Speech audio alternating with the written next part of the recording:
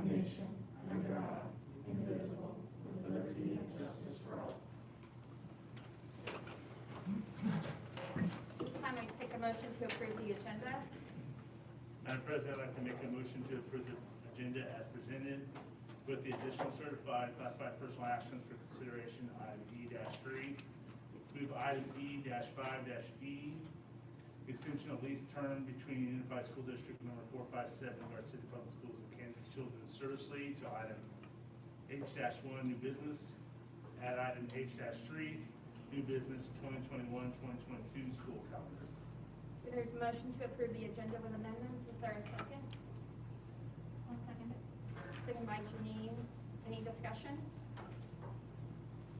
All those in favor, please raise your hand. Opposed? Thank you.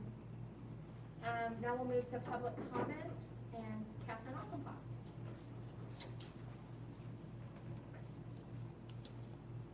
I brought my timer because I can get talkative and that way I don't know what to do away. I just wanted, I saw the presentation on the online learning, and I was in learning remote teacher this year, and I have absolutely loved it. Been excited to continue the opportunity, and was kind of disappointed. Although they shared everything with us, it was disappointing that about the money might be an effect. I did want to share that this wasn't a possibility a year ago, and everybody thought, oh, maybe 25 kids will sign up for it. 3 times that amount signed up for it. We asked, we did a second survey, 1,750 people responded, 711, that's nearly half, said give us another option besides just brick and mortar. Being a teacher, I can tell you that I've heard from parents whose child can't sit still in school, whose outbursts, those types of things. They succeed in remote learning because those options are different. Their classroom looks different. Also, it's an alternative for kids who are going to be expelled from the school system. We have children who are 9, 10, 11 years old who are facing having to repeat a year because they made a dumb choice or a series of dumb choices. We have actually received one of those students, so I went through and looked at the disciplinary actions, and he had probably had 13 or 15 negative ones, 1 positive. The positive one occurred during remote learning. He showed up for every Zoom, he did all of his work. So there is a need for some of these kids to have that as an opportunity. I do understand the expense. A live teacher is going to cost more than a canned curriculum. But a live teacher is going to give your child a completely different education than they will get from a canned curriculum. You get the curriculum plus the teacher. I do understand the financial concerns, and I do know that I was really excited about it. We were told that this was going to be an opportunity. We actually gave up our positions in February, and then we're told, hey, hurry back and get your position just to be safe. Mr. Kent and I had already divided the 5th and 6th grade curriculum. I actually have all of the art supplies for an entire year for both 5th and 6th grade already done and ready. Music is the same way. He has PE, and I've already started curriculum on ELA and social studies because I was so excited about this opportunity. So I know you're not supposed to count your chickens before they hatch, but I did because I love what I do this year. I would have never thought this was something that would be valuable to kids. It was just a survival technique. I learned this year it's not just a survival technique. Some of the comments that were given says, I am so thankful we have you 3 leading our 5th grade remote learners. While I'm sure it has not been easy, you're doing an amazing job, and I admire you all for the work and dedication you're investing in making remote learning successful. I know it has been a challenge on both sides to adjust and get the hang of it, and while it's not perfect, it is working, and I truly appreciate all the hard work and endless hours you remote teachers are dedicating to this. I can confidently tell you that this year my son, for the first time, has struggled the least with his schoolwork ever because he has learned to work independently, has learned the value of time management, how to pace himself, and be responsible for his own work. It is so nice for a parent to see my child actually enjoying school. My child used to get off the bus, this is another one, crying every day because he didn't like school. This was the first year he liked school. And then some from the kids said, yes, I liked it. I would do it again. I like having my work done when I want to do it. The good thing about remote learning is that there are good teachers who are very helpful. They're always there to help with things you need. I love it, and I would do it again in a heartbeat. It's really easy, and it's organized, and I can finish when I'm done. Now, I can tell you mine is not easy. I have probably a more rigorous curriculum than I ever did in the classroom. But I think what they mean is as easy as they can adjust their day to making it work for them. I got to do all my schoolwork at home, and then I could do the assignments in whatever order I wanted and with whatever time I wanted, as long as I finished it by the time it was due. I like it. I think I focus better in remote. Another one says I like it, and I would do it again. I like it. It has less distractions. I find it easier to learn and not be around other people as much. It's less distractions for me, and I would love to keep doing it. And then a parent submitted a letter to me and said, "Dear USD 457 School Board, I would like to take a few moments of your time to share with you the wonderful experience my 2 children have had with remote learning." Both of these children are elementary age children. And this is my desire to hopefully be able to have this as an educational learning option in the future. This school year has been a very non-traditional one for us when we elected to go to remote learning. We knew it would be different and sometimes challenging, and which it has been. My children sometimes work on assignments, probably for longer periods of time when they would in a traditional classroom, but the support and dedication they've had from their teachers has been beyond amazing. Catherine, I'm sorry, that's your 5 minutes. Oh, okay. But if you have something for us that we could read, if you want to pass it on to Stephanie, then we can take a look at that. Sure, I'd be glad to. You mentioned you were reading a letter, so. Yes, so just the end of the letter, I'll make a copy and read it, so. Thank you. All right, thank you, and I thank you. Thank you. Thank you for your time.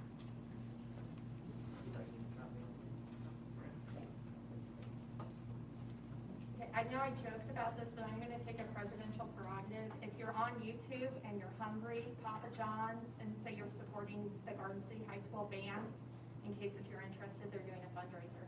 So. Is there any other delegation or public comments? Any correspondence? No. Okay. And now we're going to go to the Victor Armela's presentation.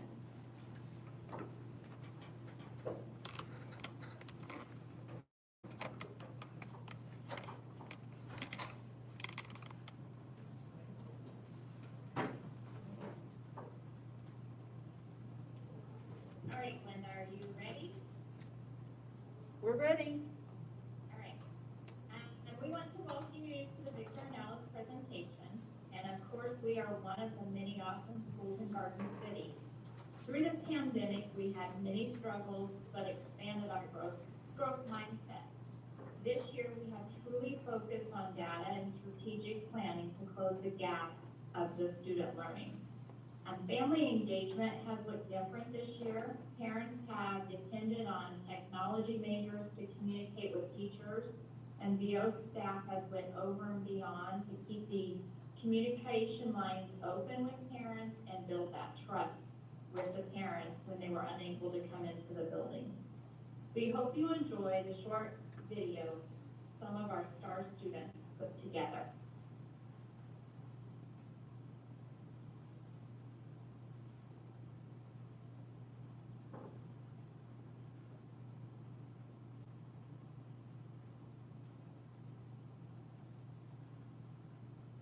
Do you need to unmute it, Emily?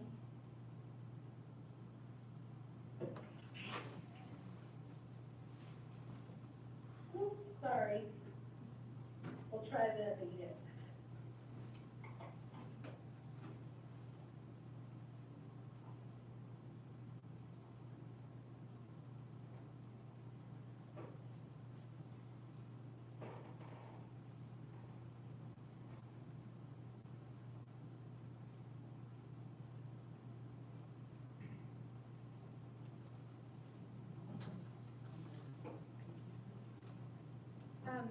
Ms. Leiker, I don't think we're getting sound. Right, Emily, they're not able to hear it.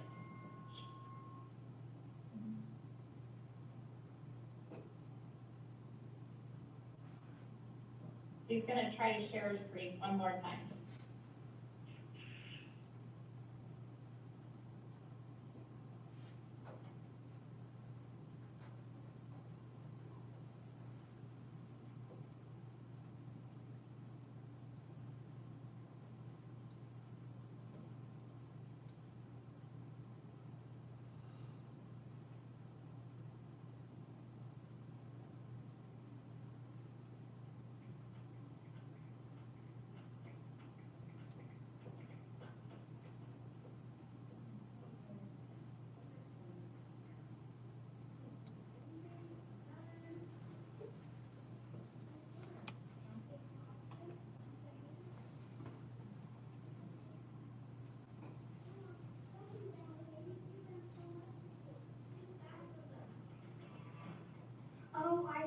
the engaged. I heard the engaged students are making a wreath every month for the residents at Garden Valley retirement home, not to mention all the hard work. That's right. Hey, during remote learning, we had 12 days for the Christmas. And kindergarten and first grade found Elsie daily. And to finish it all off, we had a surprise spring break in February. Huh?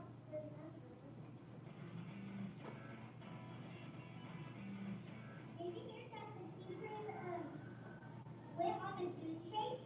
What? They take a piece? Yep, that's what I heard. No, silly.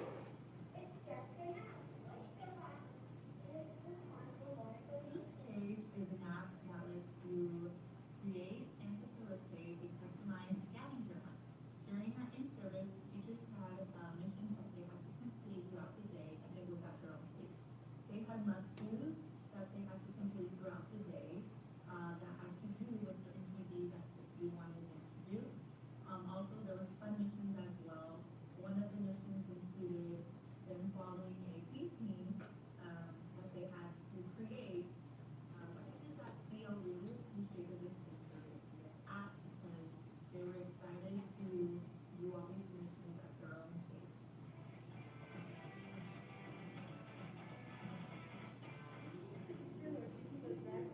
What? Where did you hear that? Tell the teach. Well, I overheard my teacher say that she said it was good for her Christmas verse with the two Oh, my God, cool. Cheers.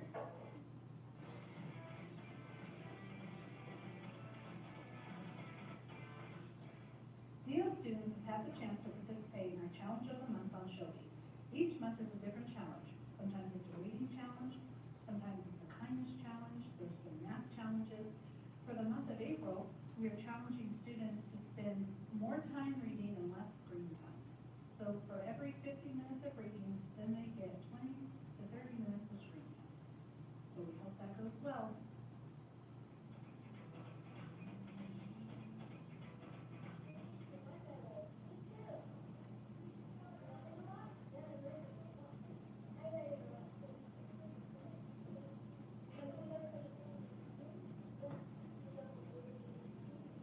Family friendly are created to help families engage by completing activities to earn tickets for really cool prizes.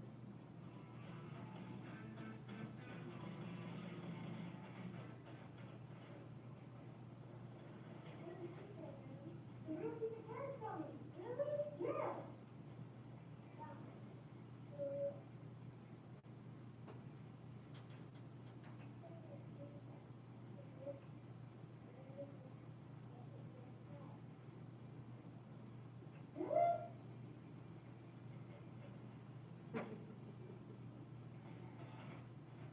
Esther and Alice and Florence Wilson have had the amazing opportunity through the Link Grant to bring the original author of Pizza Cat, the author of Groupie Joe, and the Nut series, Eric Whitman, to Garden City via Zoom. Our K-4 students will get to participate along with their families in a wonderful night of singing and listening and reading, and even possibly some creative writing. We have an amazing week planned the week of April 12th through the 16th with dress-up days, door decorating, giveaways, so much more. RBO and Florence Wilson families will have so much fun.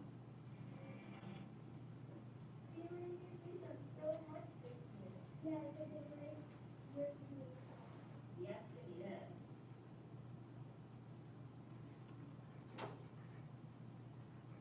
I'm Brittany Shields, and I'm the TOSA at Victor Now this year. So as you can see, we did accomplish a lot of really positive things with our students and staff at VO. We really appreciate the board support in keeping our kids in school and allowing us to do all of the great things that we've been able to do. And we thank you for letting us share our pandemic story and open it up for any questions if you have any for us. Any questions? Well, thank you so much to all of you. We really appreciate the time that you put into the video. It was great. And thank you for coming to our meeting today.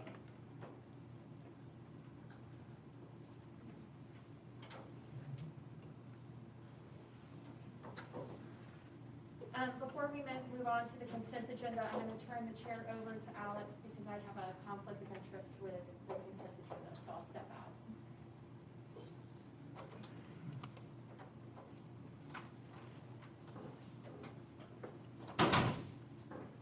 Okay, I'll entertain a motion to approve the consent agenda. I move to approve the consent agenda as. Okay, Janine's made a motion. Can I get a second? I'll second. Second from Mark. Alex, do you want to call attention to the amendments that we made under, have we already done that? On the consent agenda? Yeah, I'm sorry, I'm in the wrong spot on the agenda. Never mind, go ahead. Okay, so, all in favor, signal by raising your right hand. Opposed?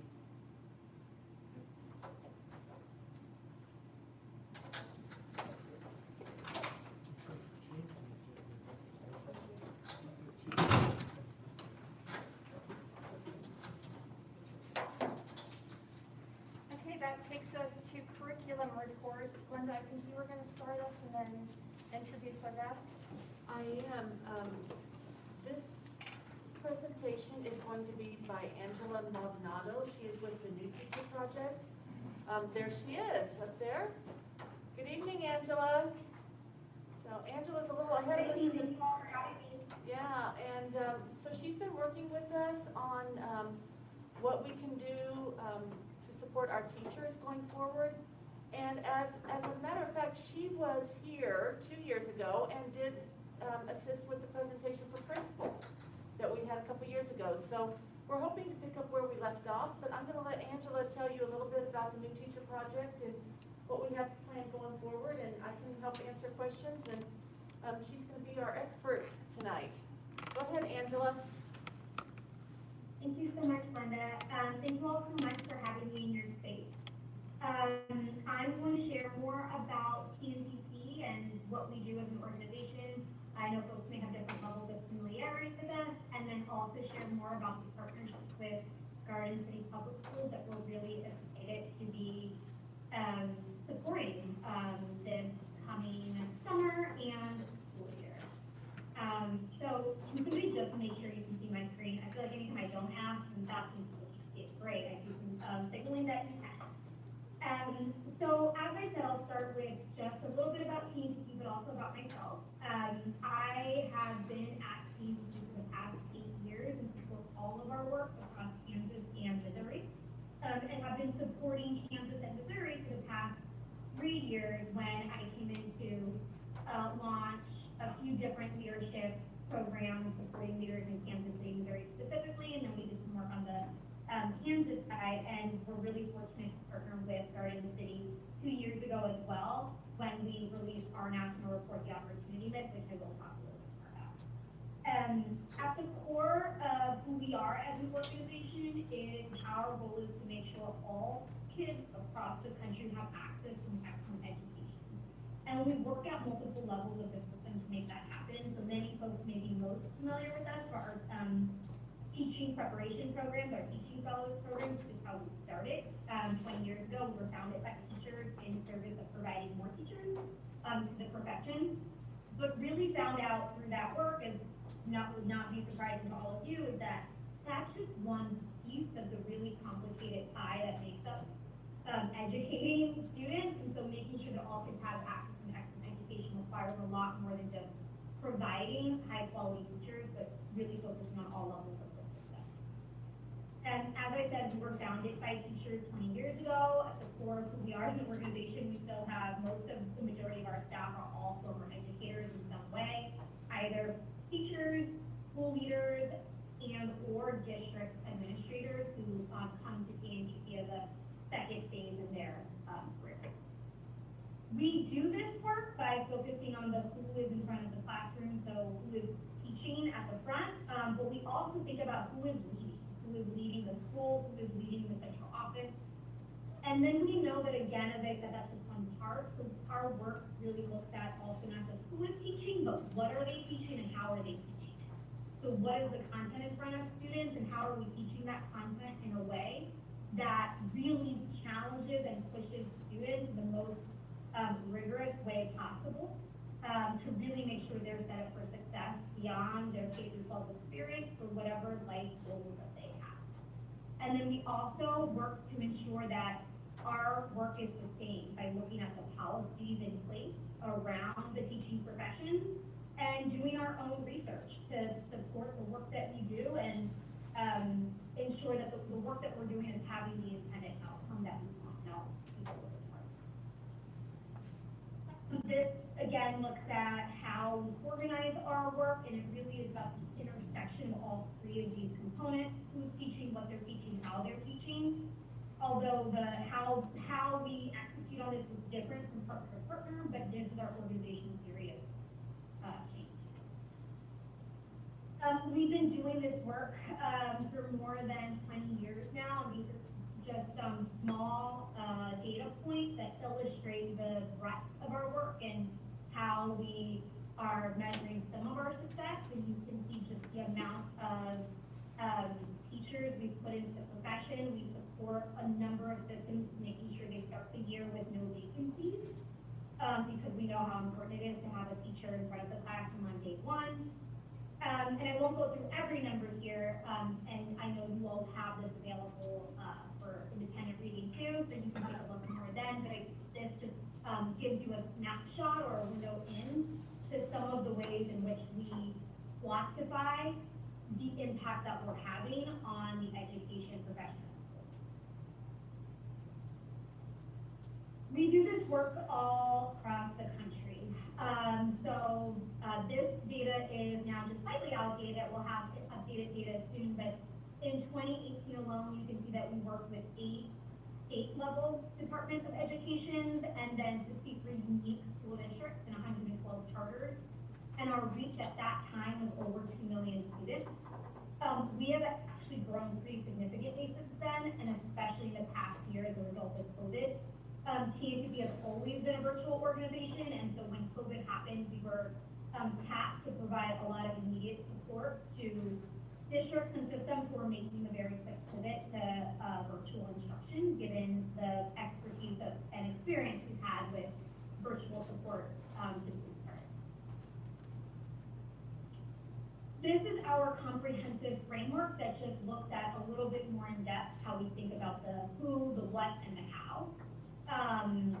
So we do work, again, from the central office down to the classroom level, and then in between, also supporting school leaders. We also support with rigorous academic programs, either from a strategic planning perspective, curriculum implementation perspective, all the way down to what does this look like in the classroom. And then we think about what are all the ecosystem around a teacher's classroom that needs to be in place to really set that teacher up for success. So think about the policies at the state level, the culture that needs to happen both within a school but around the school, and community engagement, and then what does that mean about the support we're providing teachers to really make sure they have what they need to do what I still say is the hardest job ever. I am a former middle school teacher, and so still always say that is the hardest job I have ever had. TACB most known for some of our national reports. So I stated earlier that we do research to really check our own thinking on what our impact is on the field. We started our reports way back when, and these are some of our more popular ones, including the widget effect, which looked at how systems were assigning teachers to classrooms. The Mirage that looked at the impact of teacher PD on teacher practice and the extent to which it truly changed teacher practice or not.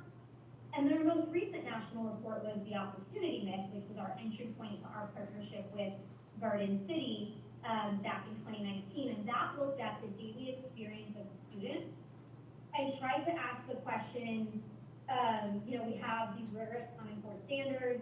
We've done a lot since No Child Left Behind. Why are we not seeing the significant uptick in college, not just admission, but persistence that we would success as a result of those things. And so we looked at the daily experiences of students over the course of an entire school year to really understand what is happening that is either preparing kids for post-secondary success or potentially not setting them up for the success that we may envision.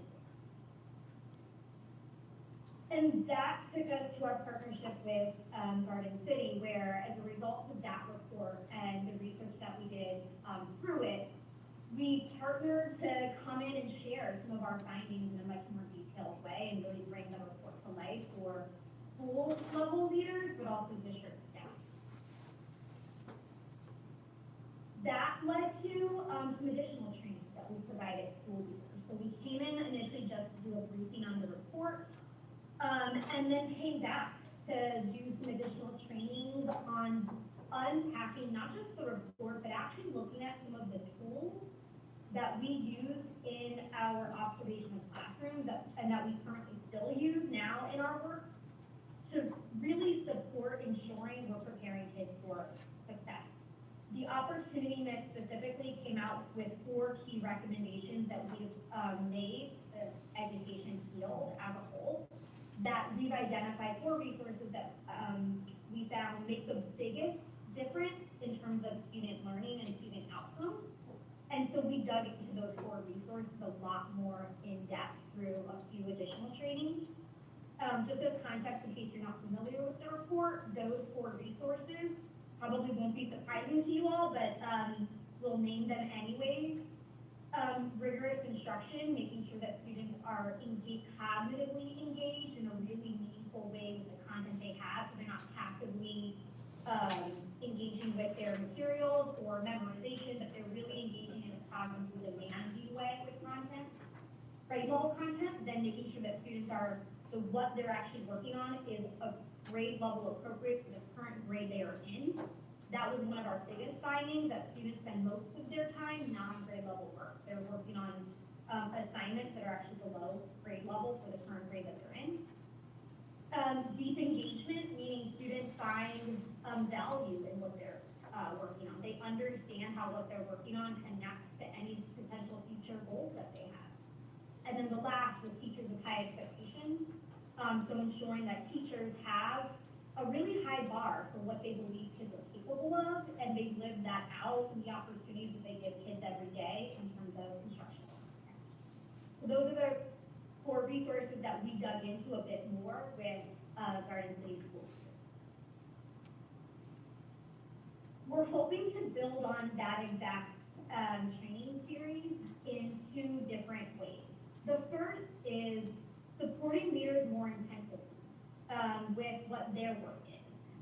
We know that the second hardest job is teaching is leading a school. And sometimes that work can also be lonely. Leaders are learning as they go often on the job, and so we want to provide some of that additional development, cohort support with one another, their colleagues in a really collaborative learning environment, and would do that through intensive June PD kickoff, where we really spend the day establishing the foundation for what their vision for rigorous instruction is within their school building. And then throughout the rest of the school year, build on that through a range of topics, which I'll share a little bit more about in just a minute. And that's one arm of the support.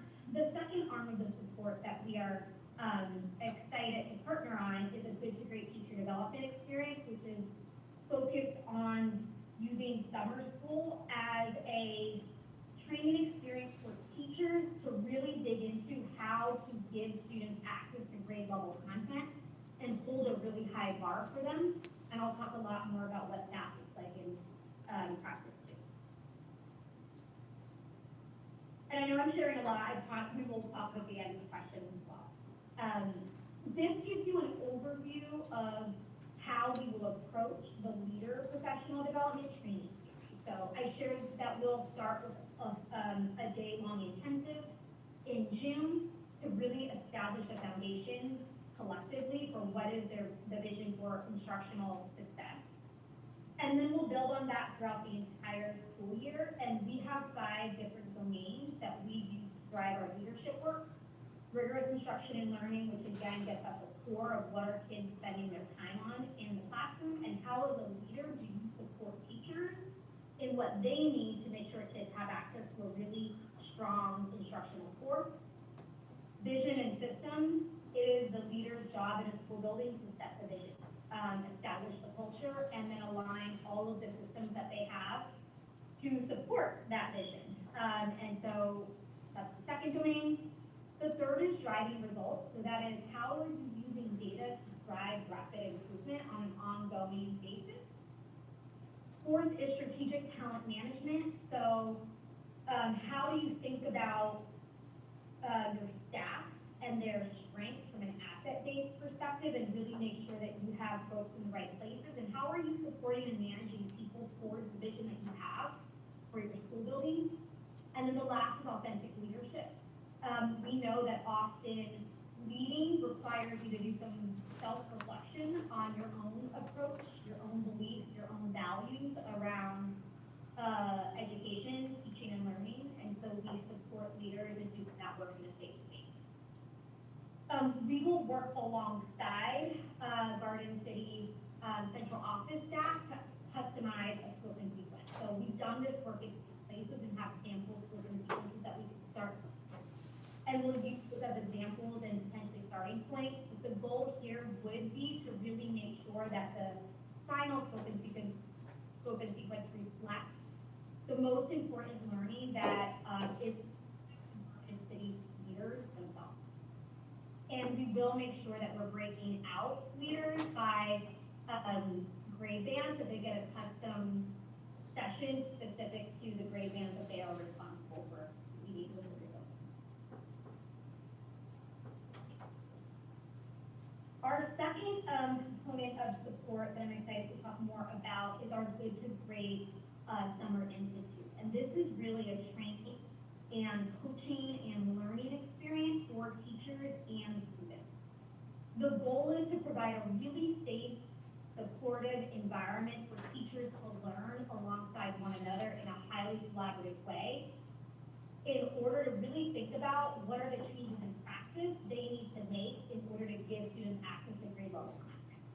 We also focus really deeply on content. So we bring in content coaches in literacy and math who focus really deeply on what are those content specific practices that are most important when you're teaching grade level content. So in literacy, those could be things like fluency, juicy sentences, close reading, reading fiction specifically.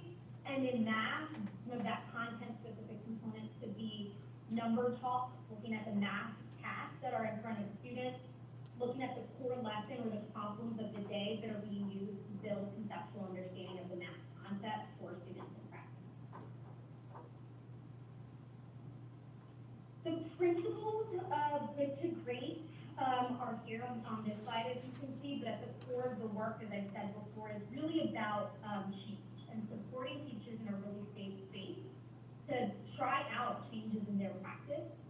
And all the principles here are in design of that. So those are all that support teachers in having that experience. So first is focus. So we have a limited amount of time with students and teachers, and we want to make sure we maximize that time. So we focus very deeply on content-specific practices, and there are some things we don't focus on. So for example, it's a conscious choice to not spend a lot of time on classroom focus, because that, given the amount of time we have, we really want to focus on the content that is being taught. Another component is feedback. Again, I shared that the intent here is really to be highly collaborative with teachers. Teachers are paired together so they can learn alongside one another. And they work together in professional learning communities every day to practice, prepare their lessons the next day, and get feedback from them.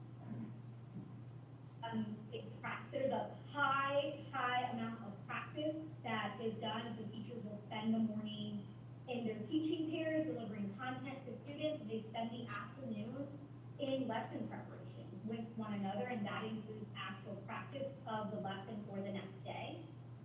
And then the last one is accountability. And what we mean by that is because of these tight cycles of preparation, teachers are preparing what they're going to do the following day, and then they debrief it that following day. So there's very tight cycles of feedback that happen that really hold them accountable to trying out what they prepared in their lesson preparation. And then throughout all of this, we apply these principles to be flexible and responsive to what teachers need and what makes the most sense based on context. So that could mean we are modifying how we do our lesson preparation together in the afternoon because of a need that we're seeing from teachers. So we try to apply these principles as flexibly as possible to make sure teachers get what they need in advance. The goal of our Good to Great summer experience is really to focus on 3 of those key resources that I named in the opportunity list. The first is high expectation. So we teach grade level content. We are using grade level content as the foundation of the teaching block. And it is through using that grade level content that teachers have a chance to really push kids to a high bar of what they're going to hold students accountable and see that students can meet that bar. I'll share a little bit about some of our outcomes that we've had from our Good to Great training experiences in other places. As I said, we use grade appropriate content, and then we also focus on really rigorous instruction. So what are the instructional moves that you would make as a teacher to help students who are to access grade level content, knowing they all may be at different places and have some unfinished learning. So you need to have an instructional toolkit ready to support them in accessing the grade level content in front of them, especially if they are not on grade level yet. I spoke a little bit about this, but just to get really concrete, this is the structure of Good to Great. We start with a week of teacher training, where it's just teachers getting prepared and ready for the summer school experience. And then during summer school, they spend the morning in teaching teams actually teaching. They have content coaches that are observing in real time to identify trends, prepare feedback. They observe one another in the morning as well when they are not teaching. And in the afternoon, they're in professional learning communities together where they are reflecting on what happened in the morning, looking at student work in the morning, being introduced to some additional concepts or teaching moves that they can use in order to prepare for the next day's lesson. So they're doing all of their preparation for the following day in the afternoon collaboratively, so that when they leave us at the end of the day, they're not going home to further prepare lessons. They've done that work with a coach and with their colleagues in a safe, supportive space. We also use, during the afternoon, we use common planning and preparation protocols that they can continue to use in the school year, so that they can extend their application beyond the. We've done this training program in a number of places across the country. We started initially in New Orleans. That was our flagship program, and we continue to run it there to this day. We've also been in Buffalo, New York, Fresno, California, Clayton, which is Clayton in Georgia, just outside of Atlanta, as well as Walton County and Bay District in Florida, among a couple of other places as well. That's just a snapshot of some of the places in which we've run this experience previously.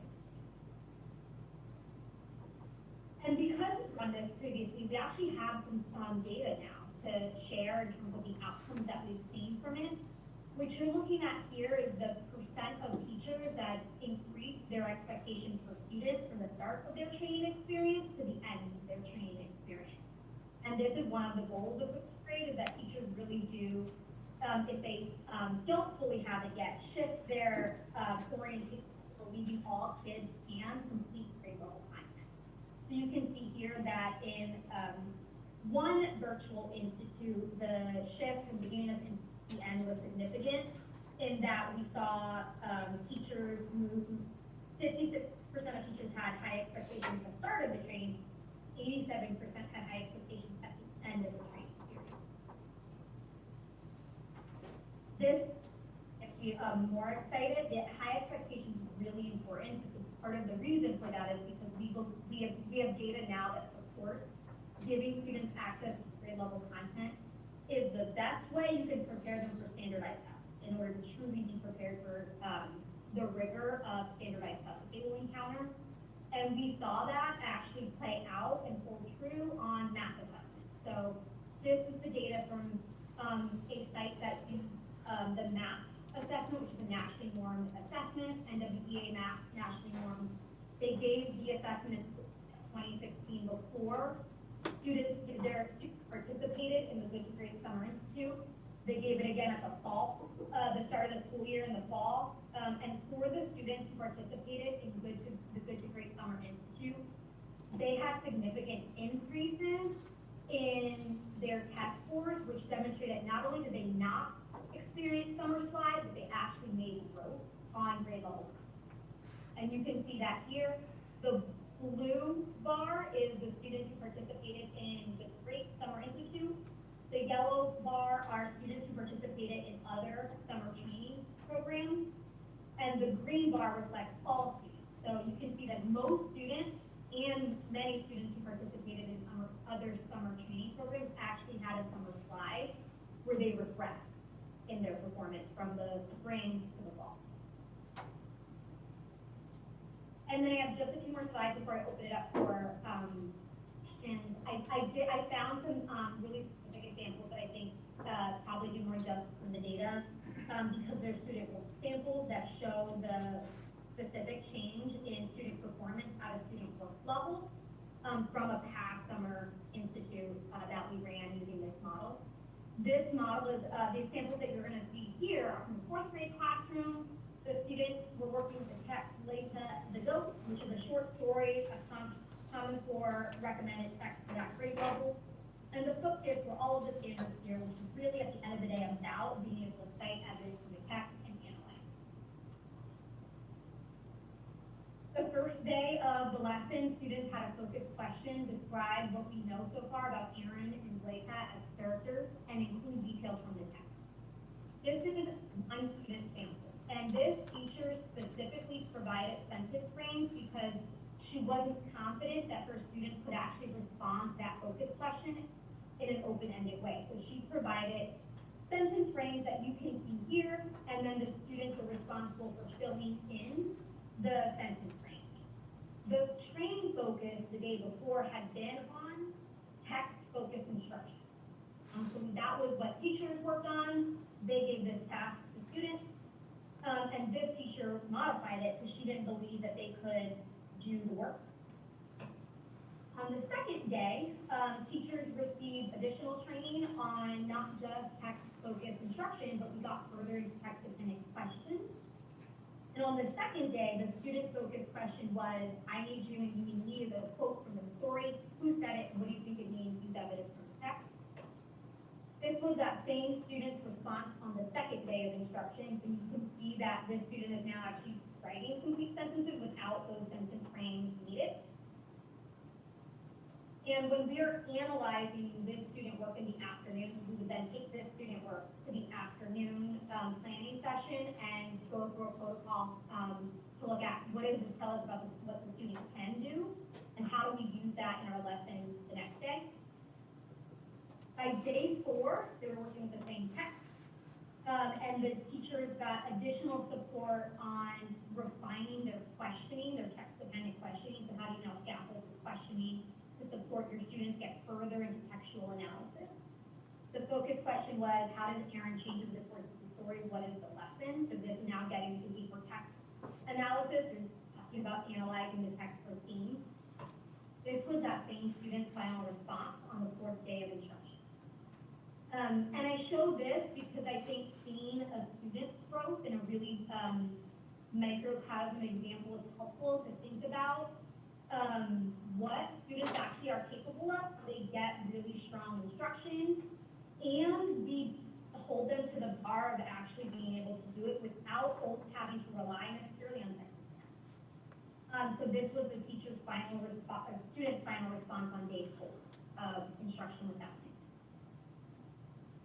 There are additional case studies I've provided that illustrate some of PNTC's work that you can review independently. That is part of the presentation I won't share them now, just because I want to make sure that we have time for questions. So I will stop there, and I can stop sharing, and open it up for any questions that folks might have. Questions? I have a question for you. I'm really interested in the part of it that avoided that summer slide. Do you know how many days, or do you have any data on how many days with the schools that they had student contact days? How much times did they have for breaks or anything like that? Would anything like that be available? Great question. It looks different from the system that we partner with, but typically, the good to great model looks very similar to what we are proposing running here, which is students participated in 2 weeks of instruction with teachers. In terms of the additional days of gap, it was different from system to system, but they all did participate in the 2 weeks model. Thank you.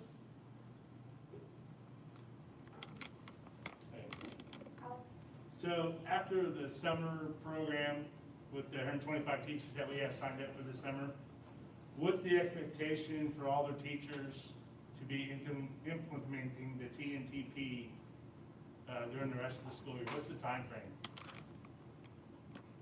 Great question. So we use protocols in the afternoon training sessions. We teach instructional strategies that are broadly applicable. So they apply them to our summer school curriculum, but the strategies themselves are applicable to any curriculum or lesson material that they might be using. And then we use protocols that are also applicable to any lesson that you might use, with the intent being that teachers can take all of that back with them into the school year. If I could jump in also, the new teacher project group is going to utilize our curriculum. So our teachers are actually going to practice with what they're going to take back into the classroom in the fall. So we're going to use our reading and math series. So out of the close to 600 teachers that we have, I know it's short of that, 125 do the summer program. The rest remaining, how long does it take? And I know this is, I'm not trying to get you a gotcha or anything, just curious. How long does it actually take, for the rest of the teachers, when these 125 bring it back to the classrooms and the principals and get together? What's our expectation of having those teachers be on task at the same level as the teachers that went through the summer program? You see what I'm saying? Mm-hmm. So they're all teaching at the same Right. program level of yeah. information. That's going to take some time and going to depend on how many teachers from each building were participating. One of the things that Angela and I talked about just this afternoon is we're giving the principals some real intensive time this summer, and we could potentially do the same thing with the coaches.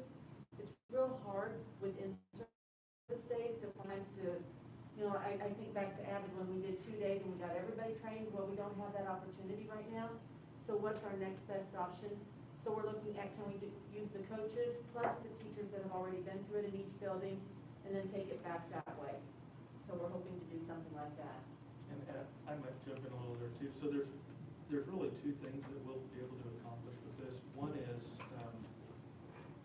some evidence and research-based strategies that are really sound and really address our board goal. I think it's 1.9 about rigor and increasing the rigor across the spectrum. The other is, we've talked a lot in the past with professional development about job-embedded ongoing professional development, that's when PD is really most effective. Well, here we get a 3-week experience where teachers will be able to take what they learn, put it into practice with a tremendous amount of support available for them. And, we can't do that for everybody all at once.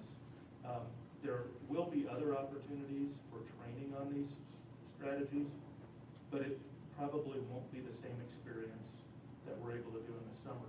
Now, the good news is we have budgeted and can pay for all of this with our Esther $1, our CARES money, and our regular budget. So that's what you're going to hear about a little bit later tonight. Again, if you remember from last month, there was a TNTP component in our preliminary Esther's ideas. So as long as this is showing evidence of progress, we'll have 3 more summers where we could essentially do the same kind of thing and get other groups of teachers through an experience where they could do more of an immersion into this as well. But it will take some time. Yeah, and I think it's a very positive thing, what we're gonna do, and to see most of the data that she presented right now is pretty inspiring for our board goals. I was just curious to see, because the 125 teachers and the teachers that aren't there, have you in the past at other school districts or had any of the teachers that didn't partake in the summer program, did they feel like they were lagging behind as far as learning on that without getting to that PD? And how long did it take for them to catch up, and once we get all on board? Because right now I see some of the stuff is like 87% come around. So I don't know if you could test that. Yeah, great question. And I mean, so what we have found in other districts and CMOs that we have run this is that what happens, there is opportunity to think about from the leader seat, what should they be looking for when they're in class?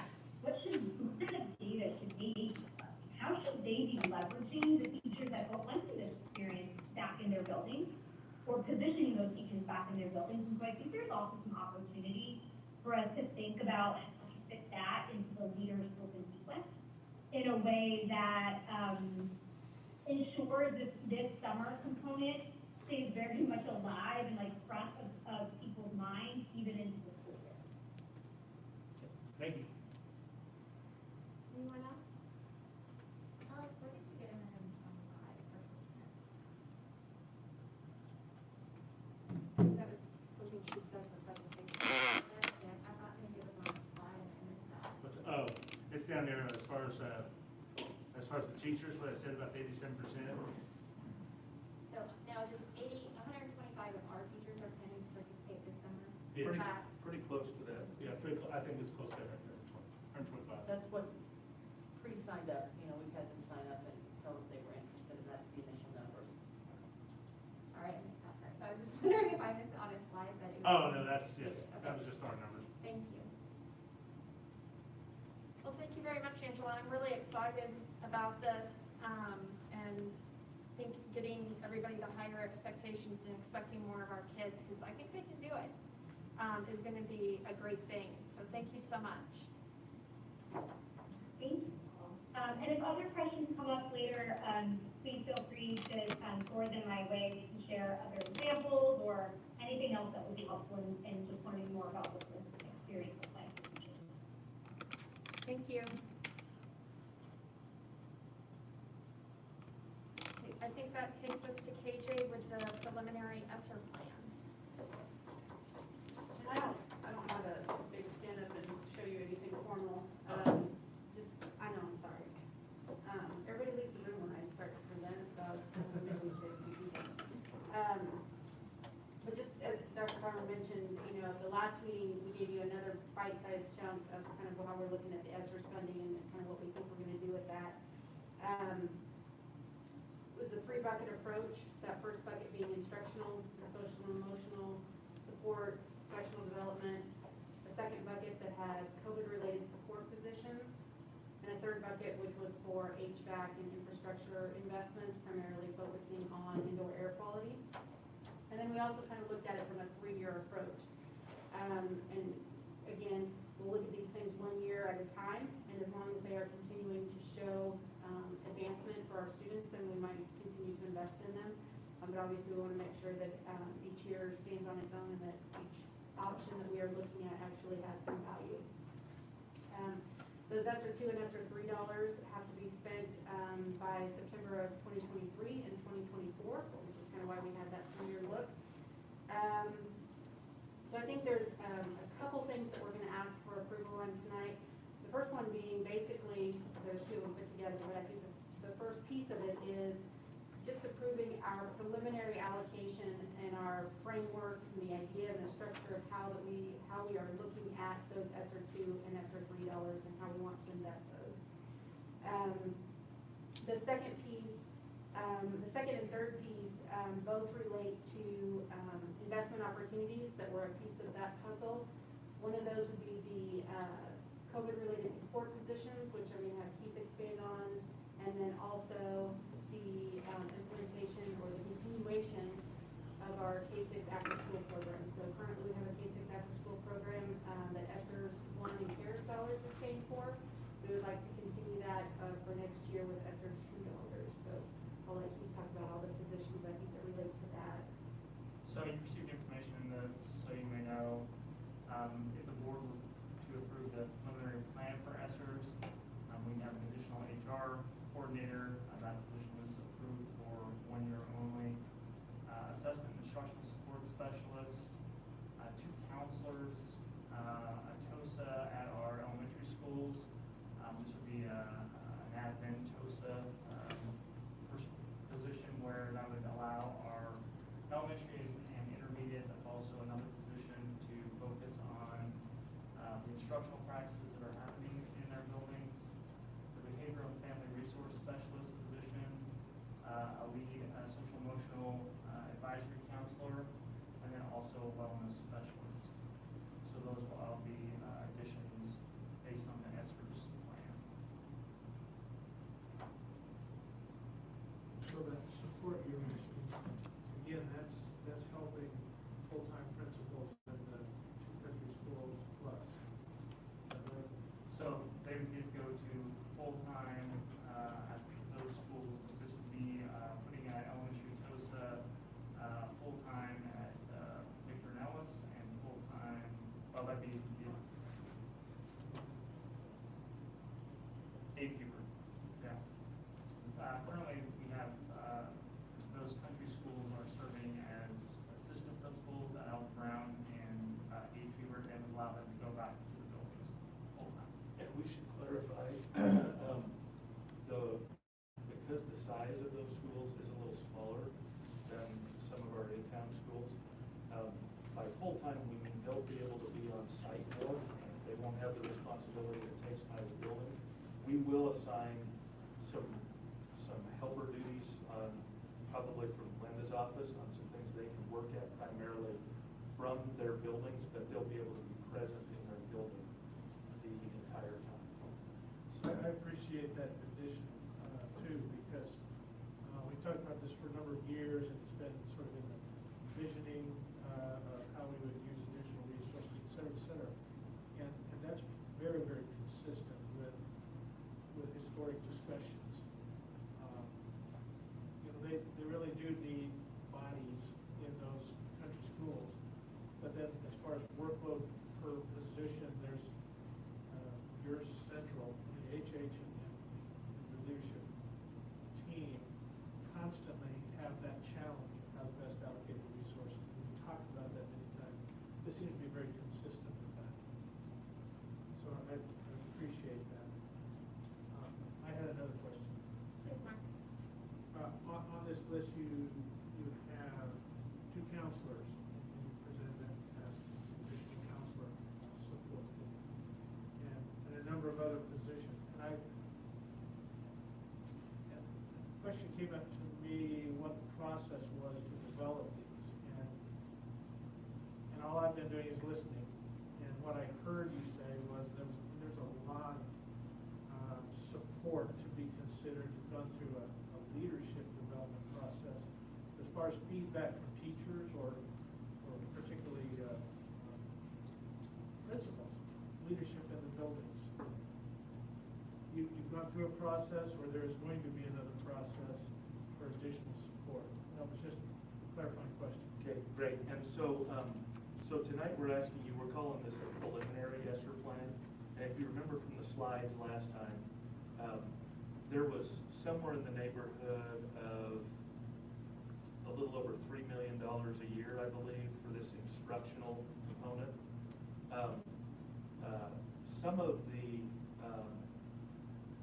Some of that is still unallocated.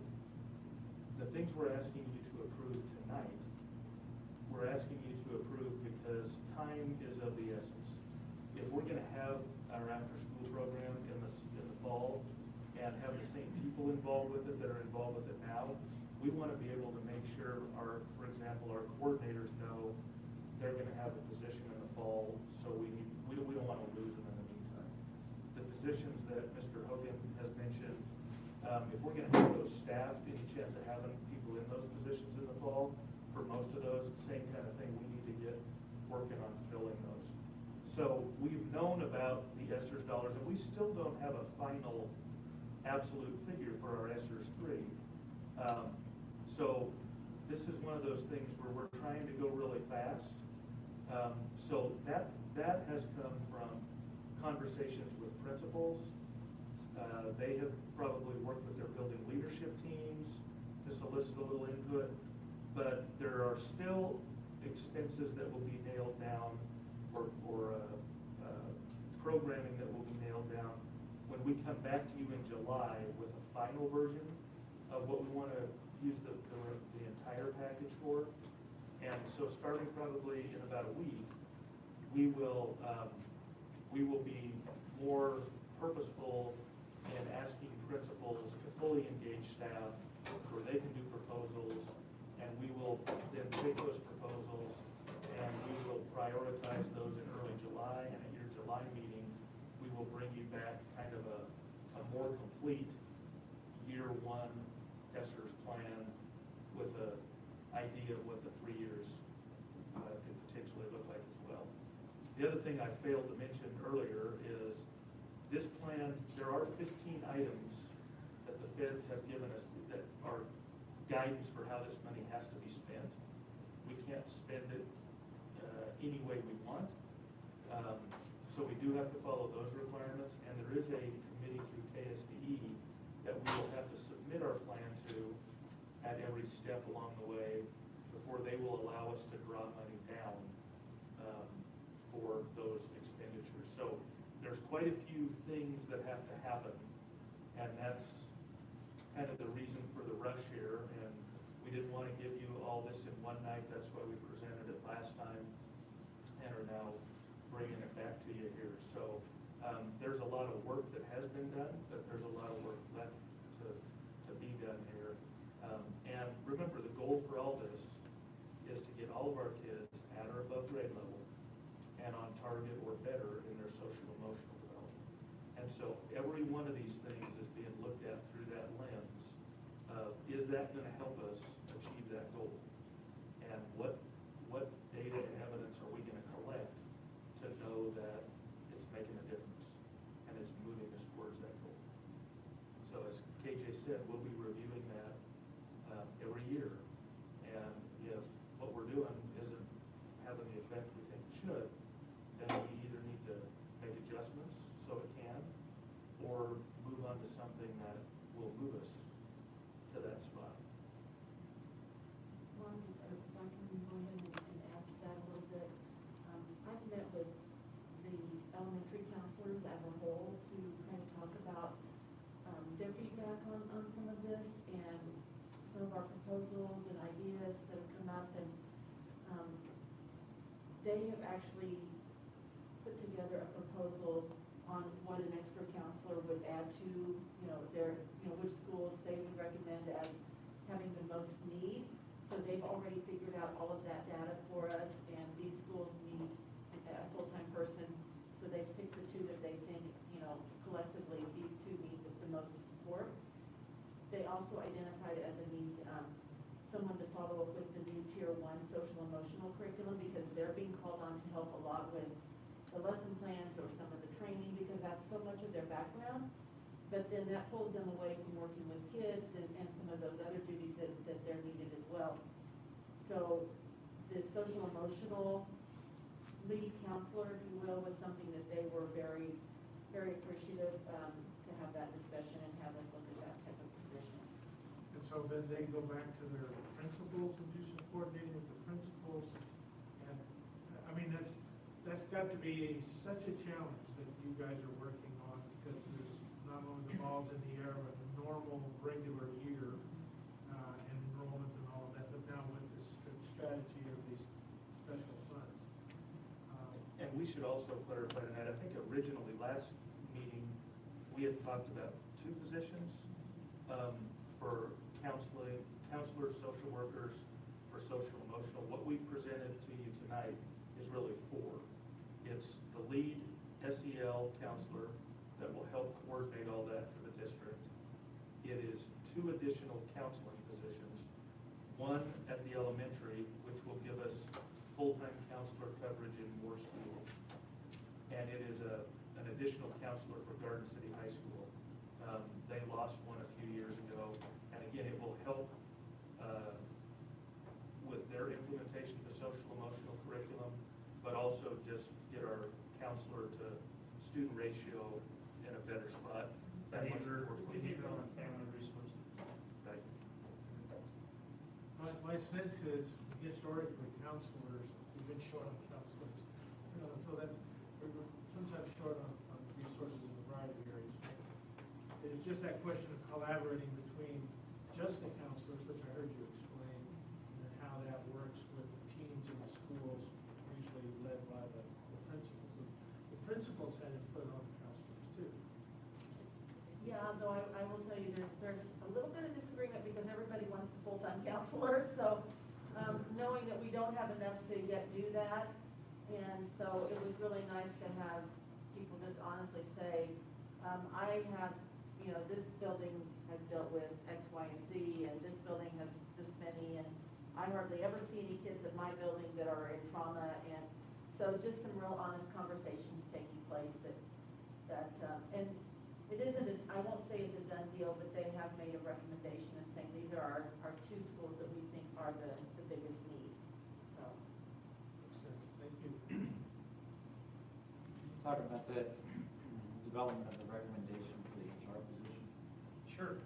So by continuing with our additional HR coordinator, that's really going to allow us to recruit and retain staff. All the information that you heard about instruction tonight is extremely important, obviously, and very impressive with what you can do. But if we can't find the teachers to put in the classrooms, that's going to be a bigger challenge. So that's a bit of it. Also, with COVID, it's still kind of up in the air. Right now, we're in a good spot. But that will be something that they would continue to do, is to help out and support our staff if there was COVID-related issues. But it's really, being able to fill our buildings with the appropriate number of staff and giving us the best opportunity to do that. What I'm looking for is the mechanism by which that recommendation was made. So what I'm hearing is reference to committee discussion related to counselors, how many, where they would be placed. What I'm not hearing is how the recommendation for the HR position came before us. I think I'm sorry, and I'm trying to wrap my head around where the recommendation is coming from. So this basically came through my leadership team. Okay. And it started with, we had some positions that we added this year with the CARES dollars. We added a nurse position, we added some health aides, all as a result of COVID and knowing that we needed to have full-time, or not full-time, at least half-time health professional in every building and full-time in as many as possible. We recognized the need for additional support in HR. What else did we add? Instruction facilitator, whatever we're calling that now. For this year. The nurse, the 2 health professional, health fairs, the HR coordinator, and then the current link position. The link current position. Those are the ones we have. So that's really where that started, is what have we already added? Do we still need that? There's a couple of things that have happened in terms of HR this year that we've really seen. Our teacher recruiting right now, with the additional manpower, we've had a pretty successful recruiting season, even though we haven't been able to go to a single recruiting fair because they're just not being offered face-to-face. So having people with time to dive into that and come up with new ways to do that. Substitutes, how many substitutes have we added this year? we've added 44 substitute positions this year. then also focusing on our classified hires. And so being able to rearrange how we've done recruiting and hiring of our classified people. And then because of that, having the manpower to be able to do that, just addressing the retention piece. So we have a fairly high turnover with classified positions, and we do try to gather some data to find out the why. Why are you leaving? Is it pay? Is it daycare? Is it whatever? But typically that's done in a paper or digital form. So because of the extra help, we're actually now meeting with our classified folks and having one-on-one conversation with them to see, you know, when were you thinking about leaving? What was the final decision because of that? So we can track some trend data, and if it's, I'll just use an example, it's not this that we're found yet, but if it was compensation, then that's something we can bring back and say, look, we're losing pair after pair after pair because of compensation, so what do we need to do to try to change that? And that's something that we've never been able to do out of my office, is dive into those kinds of things just because of manpower. And I think probably the thing that was really influential for us is we can have a great plan for how we're gonna implement these Esther's dollars, but if we don't have people, if we can't get people hired for the positions that we now have, we will have with the Esther's dollars, the money, the resources to pay for, then we might have a great plan that looks good, but if we can't put it into practice,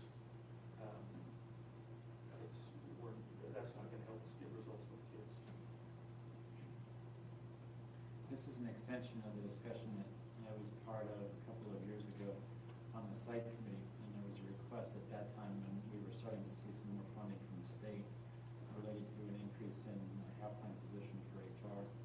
And at the time, I specifically requested some type of formal plan for how those dollars would be used to change our approach, to do something different that we thought might generate results. So we didn't have the money at the time, and now tonight you're telling me that we've actually had a pretty good year with the funding that we had previously. As I recall, when we talked about this 2 weeks ago, I was trying to figure out in my head how many additional positions we have as a result of this particular one-time funding, and how does that divide down into the HR position? And for me, what I couldn't see that we were adding enough positions to, I guess in my mind, justify the HR position. Sure. And it's a priority, it's a resource allocation. It is not a reflection of how I feel you're doing your job. Sure. You are to be commended always for an incredibly difficult position to be in. That I'm having a hard time wrapping my head around the HR position. And what I really want to know is, this is a recommendation that came from the leadership team. This is a recommendation that came from a committee of people who are in the trenches, or this is a recommendation that came from both? Well, it's come from the leadership team, and maybe I'm misunderstanding you, but this single HR position is not being allocated just to hire the additional positions that you're seeing. It's to help with where we're at with our staffing for district-wide. Yeah, so it's an extension of what we were discussing a couple of years ago when we didn't have funds, or it didn't come up in that site committee. It didn't get allocated at that time. Right, so yeah, it's not just on these, 8 additional, it's really the composite of having almost 1,300 employees and being able to fully staff our district the best way possible. And part of the input for this has come through principals and with some input from their building leadership teams. On the HR coordinator, that wasn't something that they were involved in prioritizing that. Other than I can tell you anecdotally, they need positions. They're frustrated if we're not having enough subs. They're frustrated if we don't have enough paras. I mean, that's just anecdotal, but it is a frustration for them to go through and be short-staffed. And where we used to go recruiting and we would send teams of principals and teachers out to recruiting fairs, now most of that is being done by the staff in the HR office, so that additional help right now has been vital in being able to cover those fairs and do those recruiting activities. It's all face-to-face via Zoom, meeting with COVID, we're having to do things differently. Thank you. I actually have an additional question on that too. Just looking at the cost of the positions that are listed, the ones that we currently have, is that the salary that they were hired at, or is that the expectation for the coming? That's not their salary, that's their all-in cost. Right. So that is. Same thing, is that what they got now, or is that an additional, is that a different cost, like going forward? That would be their current year cost, all in, and they would be entitled to whatever rates increases we have going forward. And are those consistent with what is, like a local salary? Because that, it did stick out to me as well, the HR coordinator position at $96,000. Is that pretty commensurate with what is offered for similar positions in our region? I believe so. I mean, we did our research on where that needed to be, but again, you have to remember that there are significant amounts of, you've got $8,000 in healthcare benefits and $1,200 in annuity. Yeah, I understand that. I'm just asking if it's commensurate, like, with, it just seemed relatively high for our area when.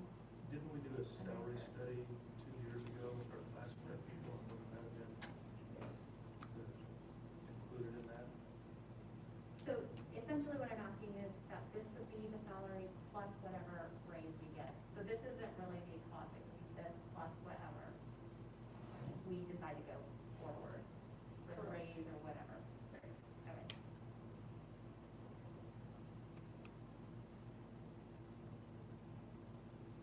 Any other questions or comments?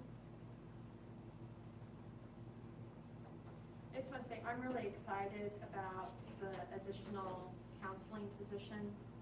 I mean, all of them. I think every time we've had a large group of parents come and talk about whatever COVID modification we were making to our plan, one of the things they specifically said is, where are you thinking about the social, emotional issues and how it's impacted their kids? So I think this is our answer to that, and that we're trying to make things better. So I'm really excited about it, and I'm really excited about the wellness facilitator too, for the teachers and staff, and all the things that that particular position can do. So I think what we were talking about was, just guiding them to resources too, because we've had our employee assistance program for quite some time, but people don't necessarily access it or use it. I don't know if it's because they don't know about it or things like that, but hopefully, because that's going to be one of the tasks that they do, is maybe make referrals to that program. So I think that's really exciting as well, so they can use what we've been offering for a while. So, is there a motion? Yeah, Madam President, I move to approve the preliminary Esther plan, including creation for the positions discussed tonight. Is there a second? I'll second. Seconded by Mark. Any other discussion? Okay, all in favor, please raise your hand. Opposed? So that takes us to the virtual remote expansion. Glenda? Yes, last board meeting, we presented the virtual plan, and essentially at the end gave you three options. The first one was to approve the K-12 plan for the 21-22 implementation. Plan option B was to approve just the 7-12 virtual expansion, if you will, and no action would leave the current 9-12 virtual school with no changes. Our recommendation was that you consider option B, which was to expand it to include 7th grade. That would also include with that recommendation an additional teacher for the virtual school, an additional classified position, and a change in one staff member's position to remove a .25 teacher salary from her and add a .25 administrator salary for her to pick up additional duties. Any discussion? Mark? Just a point of clarification. clarification, we heard earlier from public comment about fifth and sixth. This does not go to fifth and sixth. No, sir.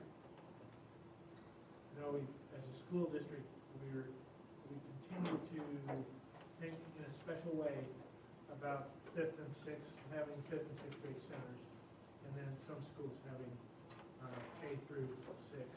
And I think that will continue to be a challenge. But I just want to clarify from my own mind. Thank you. And I may, I don't think I was present when you went over this last time. You know, I think it's important to remember that a key reason why this is challenging for us to offer is because the state is making the choice to fund this type of approach differently than our kids in face-to-face learning. So I think Mrs. Akampa was spot on that there are some kids that this is a good choice for, and our teachers have done an amazing job. The problem is, it really comes down to a question of, can we afford to do it? Can we justify the expense? No different than, you know, we may have a CTE program that we would like to do, but the cost of the equipment is so costly that we couldn't afford to do that. So this is notwithstanding the outstanding job that our staff did, and that this is an appropriate option for some kids. It's, in my mind, our recommendation to you is based on the affordability of it because of the way the choice the state is currently making about funding remote differently than funding face-to-face. And I'd like to add to Meg that I applaud the district's leadership in this initiative in light of, in part, what we think we learned out of the whole COVID experience and what we can do and can't do. But as always, we're also faced with what funds are provided from our various sources and can we afford it, given all the other challenges. So I appreciate the way, Steve, you and your staff have presented this to the board. It seems logical in the recommendation. To a certain degree, I feel like I understand where the legislature and KSE is with the funding if it's a CAN program. But it almost seems like this may be something we need to have a conversation, maybe with our local state Board of Education member, to say, you've got to look at it individually too, because if we have a live teacher teaching to these kids, that's completely different than a canned program. And I mean, I've seen kids who are younger whose parents pull them out because they're trying to get out of a truancy case and do a canned program, and then it doesn't work. And I've appreciated our virtual program with high school students who, you know, Ms. Mormon will track them down at home if they're not doing what they're supposed to be doing. And for a while, I mean, we haven't had this issue, but for a while, our program was the only one that was going to be authorized by the court. If you were going to do a virtual program here, if you were in truancy court. I just think it needs to be looked at the state level. If you're doing something like what we would like to do here, that we can get appropriate funding for it. We're not just buying something off the internet and saying, here you go, good luck. So it would be really nice if we could maybe have that addressed. So I would like to go phase 6, or if we can. I think that would be good. I would have to say, Madam President, that I still think there's a lot of discussion to be had on K6, maybe K4. 5 and 6 starts to be a different discussion. But, and maybe with the curriculum tending to end at 5, maybe there's a breaking point too. But the very young ones in social and emotional development is sort of a different thing there, although we all have social and emotional development needs, so it never really ends. But I appreciate your comments too, Madam President. Anyone else? Would anyone like to make a motion?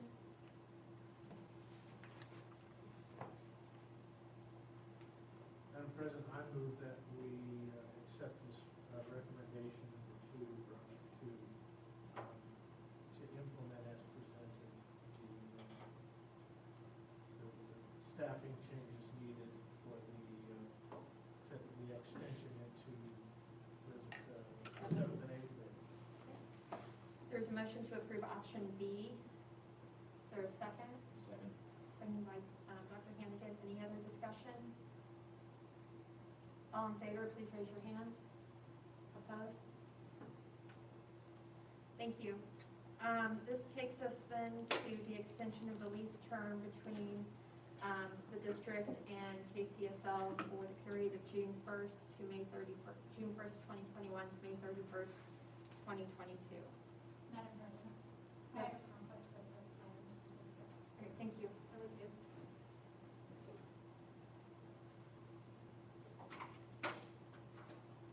I'll just give you a quick overview here. This is a lease one classroom at Garfield Early Childhood Center to Kansas Children's Service League for a Head Start program. This is, I think, the fourth year we've done this, third or fourth. It's going on without a hitch. Space is becoming a little bit of a premium at Garfield, but we believe we can accommodate this for another year. And this has really helped our relationship with KCSL. It's been a real positive thing to do, so we're recommending its approval.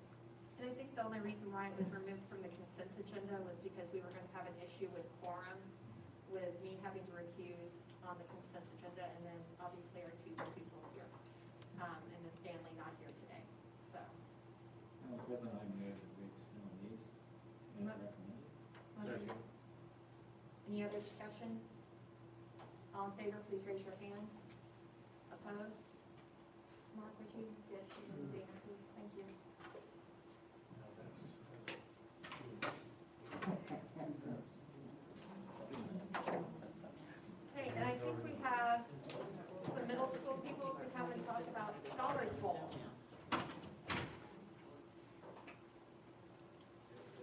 Did it pass? No, it failed. No kidding. You're looking for these. Yep.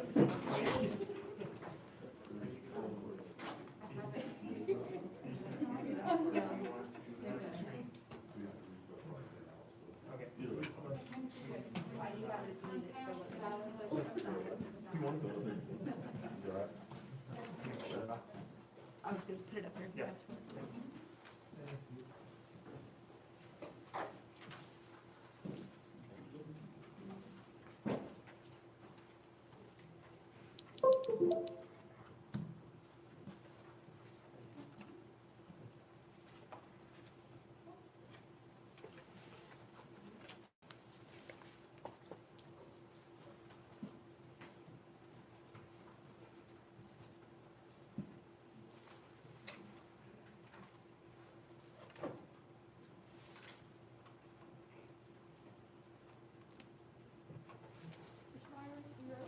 Yeah, we good to go?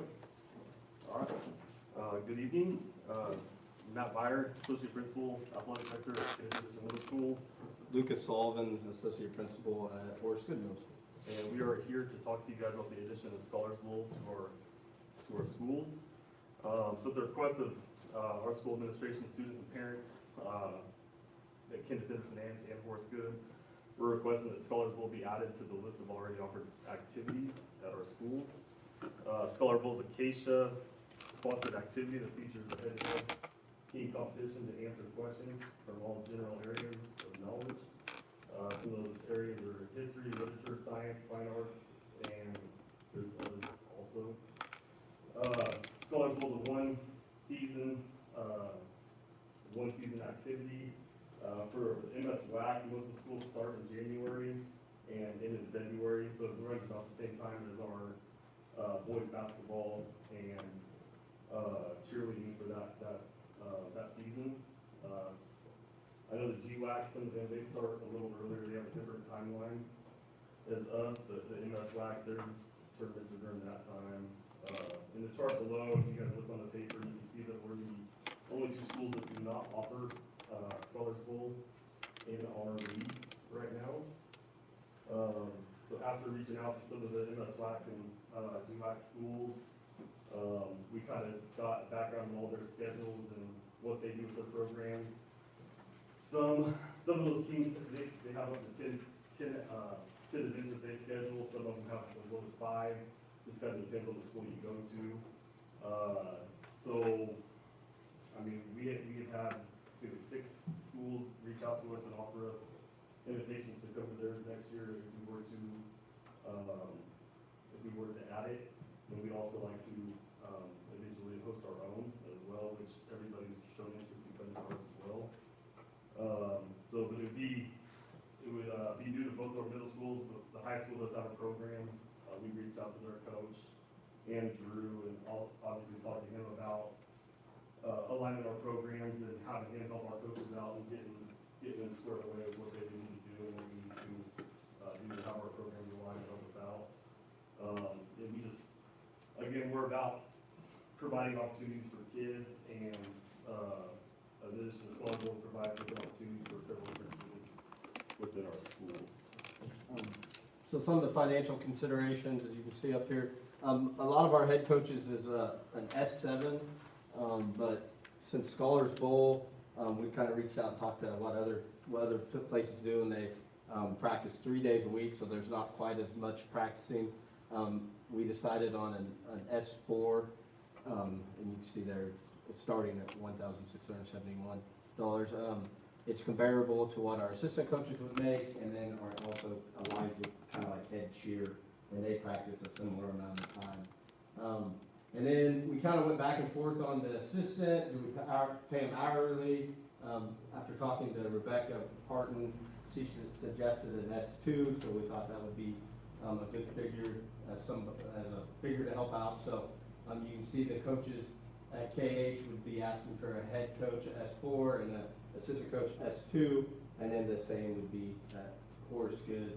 And personally, I participated in Scholars Bowl in middle school and high school, had a good experience. I think we can add things that maybe target non-athletes, like Science Olympiad or in robotics. I think this is just another avenue to get more kids involved in activities after school. So I think it'd be a great thing to add for middle schools. And going back to the hourly deal, we got the hourly idea. There's a couple schools in our league that pay their assistant coach hourly. There's a couple that pay them supplementally. So just talking to Rebecca, we kind of crunched the hours and what how much is explained in the paragraph there. But we just kind of crunched it. And the hours that they would put in or expected to put in would equal to about an S2. So that's how we kind of came up with that there. And if you go back to the next page, last page on this packet, talking about uniforms and equipment. Uniforms, very inexpensive, literally, no cost really. Uniforms, they'll use those, most schools said they wear a team t-shirt and jeans or khakis to an event. So we get team t-shirts made and students can buy them, or we can have somebody sponsor them, and then they can keep them at the end of the year. So we go with them after every season. Equipment, there's only one thing we really need is a buzzer system for practicing competitions. We reached out to our people in our league, and they sent us information on what they use. And so what they use, it's a 10-player system with 2 teams and 5 tabletop buttons. They run about $280. So it'd be an upfront cost just one time at the beginning of the program. Now they did say you're required to take your own to a tournament, so you have to have one, but they always say to recommend to take 2 just in case there's a technical issue with the one. You can bring out your other one as a backup so you don't have any issues that way. So 4 total systems between our 2 schools would be about $1,100 just to get started. In transportation, so we've talked to some of the schools, tournaments, both little schools are going to host one tournament. Dodge City, Cimarron, Great Bend, and Goodland have all invited us to their events for next year. So we sent the information to Miss Owl here, and she told us estimation for transportation would be around $1,600 per year. And did you consider that with us right together separately? I mean, together. so we share a bus, and, I mean, the teams aren't big. So we share a bus, share transportation, and whatnot, to cut back on costs as well. So, I mean, that's really all we have as far as financial considerations and reasons why. So, do you guys have any questions for us? How many kids can be on the team? I don't think there's a limit. I think there could be 5, I think it is 5 on a team, but they can have multiple teams from each school, I believe is what it is. So, but I think, I mean, several teams we've asked about numbers, I think depending on what school, some have 20, some have 15, just depends on how many kids are interested. Yeah. But it's not something you can cut them or whatnot, you can take as many players in as possible. Yeah, if we had large enough numbers, you just have to pay an extra entry fee to get it. You know, if we have a horse good 1, a horse good 2, so I mean, you could get a lot of kids to participate with it. Yeah, honestly, I'm not sure. I thought they said maybe 5 or 6 per team. but I I'm think not- there's 5 at each round, but you can kind of rotate rounds too throughout the tournament, so. And then I just have a question too on the levels or the supplements. Yes. Is that pretty consistent with similar programs? Like, I don't know, is like Odyssey of the Mind like similar or robotics? Like, Yeah. is this, We don't have Odyssey of the Mind. I mean, this would be the first or type everybody of. does though, don't they? No, we have Science Olympiad. I think it'd be very similar to our Science Olympiad. Okay. I mean, it'd be considerable to that, so. Yeah, and we kind of looked at some of the activities that offer 3 practices a week, and so cheer's the same way. So we kind of compared that to cheer in our buildings. We don't have Science Olympiad. So, and in that financial considerations, when we talked about the considerations, we kind of mapped out what their requirements would be and how many practices, how many hours, whatnot through the week would be expected of them to be able to be a coach or a sponsor for that activity. So basically, expectations are outlined in that. And when is scholar full season? It's January through February, so it'd be January through November. It's about 2 months season. So it's similar to our middle school Boys basketball, and about 3rd season of cheer for us. I just felt a little concerned with the $10 an hour because that doesn't seem like a lot. I just wanted to see if that would, Goodbye. Does that mean we're done, or? There's your sign. I just wanted to make sure that that would be incentive enough to get sponsors. I think it would be. I mean, I don't know. That's just kind of what we went with because that's what the other schools. We just moved. This is all new to me. I've never dealt with Scholarship before, so I just went with kind of what we researched from our other league schools and what they were doing. That's kind of what they said they were paying their people hourly, the ones that were doing it hourly. So. Great, thank you. Lauren, heard a rumor that you probably have some sponsors for the buzzers and the t-shirts. Perfect. I like that. That's good. Even better. Well, even with that, I'm just wondering, in the interest of time, when you put it on the table, we can still discuss. I ran the numbers, I came with just a little over 7,000 for what they presented here, or approaching that, and that's a pretty valuable activity for that price, so I would move that we approve it. I second. I'll just put it out there that the last time that Mr. Byer presented with regard to an activity was cheerleading, and we waited until the next meeting. Are you comfortable with doing this on the first read, or do you want to wait until the Maybe next? it's all this budget discussion, I just want to get excited. Spend money. I mean, we wanted to bring this a lot sooner. I think one year Lucas was getting on the, he was meeting with Kerry McFan, who was the high school coach, getting it lined out, then Kerry left. Then the next year, we got COVID, so it's just kind of been a. Yeah, we wanted to do this a long We've time. been trying to I get this challenged you when you were here for I know. cheerleading, that you gotta get this thing I going. know, so, yeah, we definitely want to add it. It's something that we think would be awesome and beneficial to our students, so. And we weren't planning to ask for action tonight, but if the board wants to do it, there's no reason we can't. And just as a person making the motion, I would certainly be willing to amend that if that was the advice of the president. No, I'm fine, I just remember the discussion and that happened about cheerleading. So that's why I wanted to make sure you all were comfortable about doing it on the first read. So, any other? I was. Is there any other discussion? All in favor, please raise your hand. Opposed? Thank Good you luck. guys, appreciate it. And we'll need you'll need somebody who can spread those rumors. Big trophy. Yeah. Okay. Okay, All right, perfect. Thank you, guys. thanks. Yep. Big See trophy. ya. Yep. You guys have a good night. Okay, that takes us to the school calendar. Well, they're getting ready.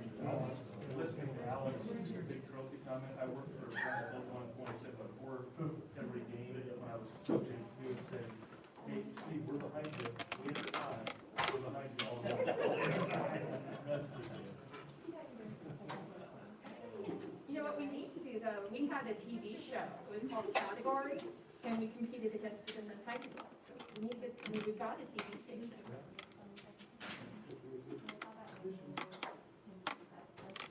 Hey, behind you, winter tide, you're the boss, right? Big trophy, big trophy. Big trophy. Good evening, board. I'd like to just talk a few minutes tonight about our calendar process. So just to start off with a little background, so we have a calendar committee, and really we're grateful that the board gives us an opportunity to gather some input and have some input in our calendar. Everybody understands the board has complete authority to set that calendar. And we're grateful for the opportunity to get together and have some creative minds when it comes to establishing our school calendar. So the calendar is made up of 3 classified staff members that are appointed by our Meet and Confer group, 9 teachers that are appointed by the association, and you can see the levels, 3 from each one of our levels, intermediate and middle school are grouped together, 3 building administrators that I appoint, volunteer sometimes, and then 6 parent community members that we mutually agree on. We also have some advisory members, some non-voting members, people from our Catholic schools. We do have 2 board members that are welcome, and you guys get an opportunity to sign up for that committee when we do our organization and our meetings. Typically, we ask a representative from Holcomb to come as well. We've had our superintendent, Dr. Scott Myers, come, and then also a representative from community college. Part of those advisory roles are simply to make sure that we're all kind of talking the same language when we're thinking about like spring breaks and those kinds of things. I would like to just take an opportunity to thank the committee members that we've had. For any new board members who have been on this committee in the past, this can be a real thankless job. You have a tendency that you can come up with 2 really wonderful calendars, which I think we have in our examples tonight, but not everybody is going to be happy with the results of that. But we have great conversations, we have great groups to work with, and they certainly put in a lot of time going through this. They review survey data information, we come up with all kinds of crazy drafts while we're going through this. It's just a monster jigsaw puzzle to go through, and I've had the good fortune to chair that committee and then also to work with those wonderful people. So thanks to all of our committee members who have been able to participate. The committee terms, so you serve on the committee for 3 years and we have a staggering schedule. The purpose of that is so that we don't start fresh every single year, that we have some consistency, understanding, maybe some parameters like we have to look at with our negotiated agreement. So in that 3 years, in the 3rd and final year, then it's kind of thank you for your service. And then the next year we go out and recruit another person for that position. So we have 2 years of stability while we're getting people caught up to speed through that process. The board has given us a charge in the past, and that has been great. We've been grateful to have that kind of direction. Again, since the board has full authority to set that calendar. Maintaining current number of contact days for students, maintaining a monthly collaboration, which usually we do through our in-service collaboration days, and then also looking at additional breaks that could include federal holidays. And I'll get into some more of that information in a second. The committee's goal is to create the best calendar for students with provisions of the negotiated agreement. Some of those provisions are presenting 2 calendars that would go out to the voting members. We consider the number of hours that we have, both from the regulation standpoint and the board's direction. Number of in-service and work days, no more than 10 combined. When to place parent-teacher conferences, and our length of duty day are all things that we consider through our negotiation contract. Other considerations in how we gather information, we do both a parent and staff survey. Parent survey was actually a recommendation from a board member in the past, and it has been really valuable. I put some numbers in here just for you to see. So this year, our parent survey, we collected almost 1,400 responses from our community and parents. 767 responses from staff members. I've also included what those survey results were from the past 2 years, and you can see a significant increase in the feedback that we received from both staff and community.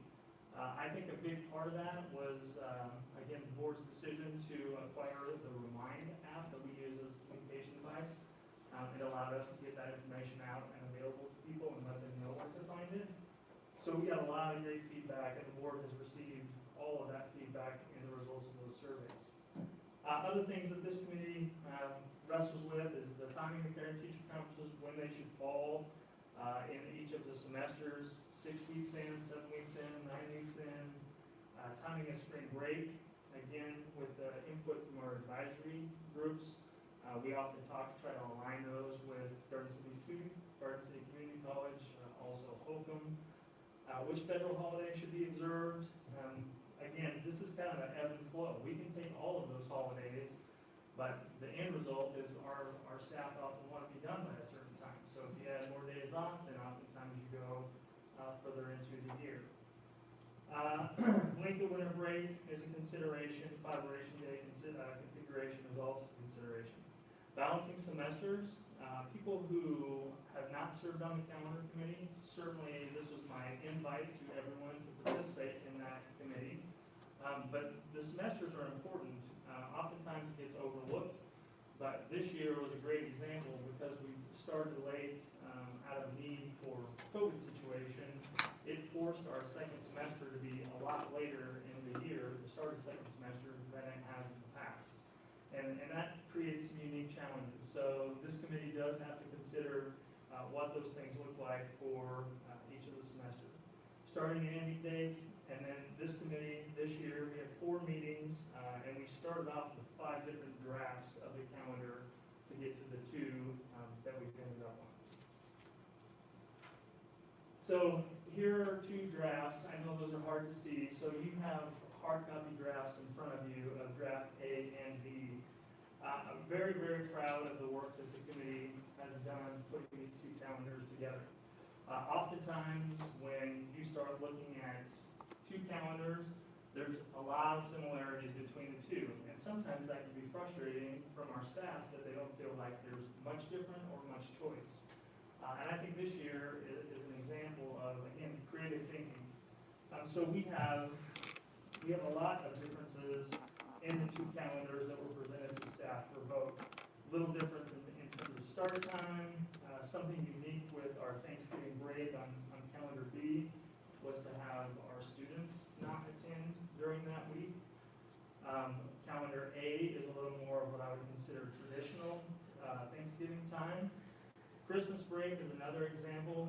I would say on draft B, that's maybe a little more traditional.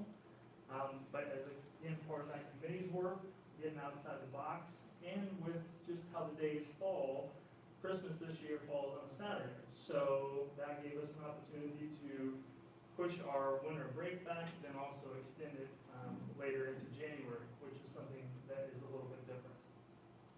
And the spring break, of course, everybody likes to have the full spring break. We got to experience a short spring break this year, and we certainly wanted to have that back.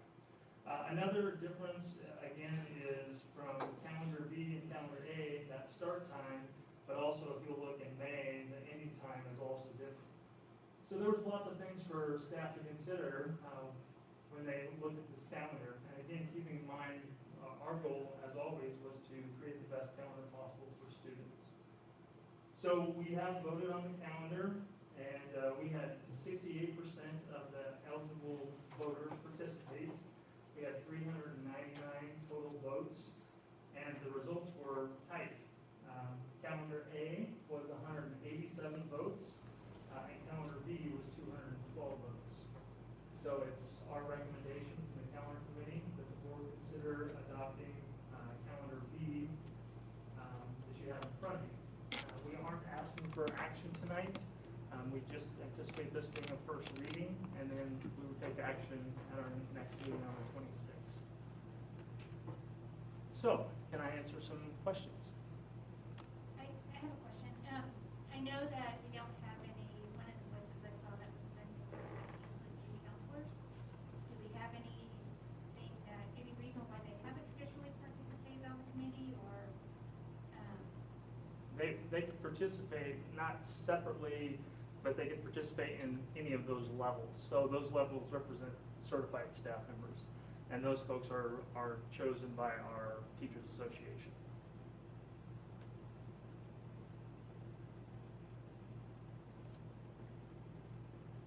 Would you repeat, I'm sorry, I was concentrating on looking at the calendars and did not hear. So the voting was by the teachers Correct. for which calendar they wanted? Calendar B is the most votes. I'm sorry, so they were the only ones to vote on which calendar they wanted? The Yes. teachers. Okay, would you tell me the numbers again? I'm sorry. Yes, ma'am. 399 total votes. Calendar A had 187, and calendar B had 212.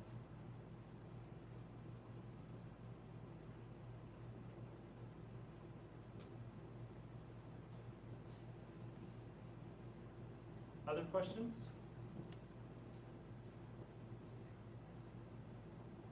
Okay. I do have one other question, sorry. So it seems to me it's been consistent over at least the last 2 or 3 years that we always have people comment on how early we start. And yet the numbers are really inconsistent from the survey. It said like, I don't know, was it like 67% were fine with the first or second week, as opposed to like 30% for the last 2, but most of the comments then say that we start too soon and that we should kind of be in alignment a little bit with the surrounding schools. So what's your take on that? So it is, like I said earlier, it's a jigsaw puzzle. So we could start super late like we did this year. I think we started this year the last day of August. But in order to also meet a need of the staff, which has historically been they want to be done by Memorial Day. So you have a finite number of days that if you start later, but you got to end here, so what happens in between? So you have to do like what we did this year. We had a shortened spring break. You have less days that you're taking off in order to meet both of those needs. I get that. I guess what I'm asking is like, why do you think that there's inconsistency with the numbers that we get on the survey versus it seemed like overall the discussion and it's consistently a parent concern that we start school so much earlier? So not every calendar that everyone has in our area is apples to apples. So lengthening student contact time during the day could allow for shorter calendars in terms of the number of days. So people see that, but it's not necessarily the same as what we're operating in our calendar. Dane, I might jump on that a little bit too. I think part of it is, unless you've served on the calendar committee, you don't probably really understand all the pieces that they're juggling to put this together. And so, as a shopper on this kind of thing, you see, hey, a later start is something that's attractive. You also see maybe having the whole week off at Thanksgiving would be a nice plus. Having 2 full weeks of Christmas. And so when you hear about different places doing different pieces, and you might think of a calendar that puts all those together, but then mathematically that's not possible. So I think that's, again, we got a lot of comments this time about starting early, and we started this was an unusual year. What was the other thing you shared with me about activities? So part of the feedback from the committee is at the middle school level, when kids aren't in school, when activities start, the participation rate in those activities is very low. And so one of the inputs from our committee was to have it start no later than the times the kids would need to be in school in order to be participating in activities. So we had to adjust our start times in order to meet that need. I understand what you guys are saying. I served on the calendar committee. What I feel like my question is not being answered because I'm mystified by the continued conversation about starting, but yet the survey is so drastically different to that. So I'm trying to connect dots here. Sure. Why that might be, and I understand that maybe it's a misunderstanding, but it just seems to be a conversation that comes up Sure. every year. Absolutely. As long as I've been on the board. And I'm not trying to be evasive with the question. I think it goes back to a lot of what Dr. Carlin's saying is there's a lot of moving pieces in and of itself in our calendar alone. But to get to compare other schools, you don't have all of the information of what other schools are doing to create their calendars. What are their number of contract days, contact time, what else is in their agreement that they're having to juggle and shuffle in order to create their own calendars. So you are just looking at a surface level when you're comparing calendars. So I think our staff, the feedback that you're seeing is that, again, it's based on the parameters that we have in our contract and also coming up with trying to meet as many needs as we can through that process. Well, my concern is that we're not listening to our constituents because it seems like almost, with the exception of COVID, which obviously had reason that we had to start so much later, but it's like we're almost going in the opposite direction. Like calendar B seems to start very early.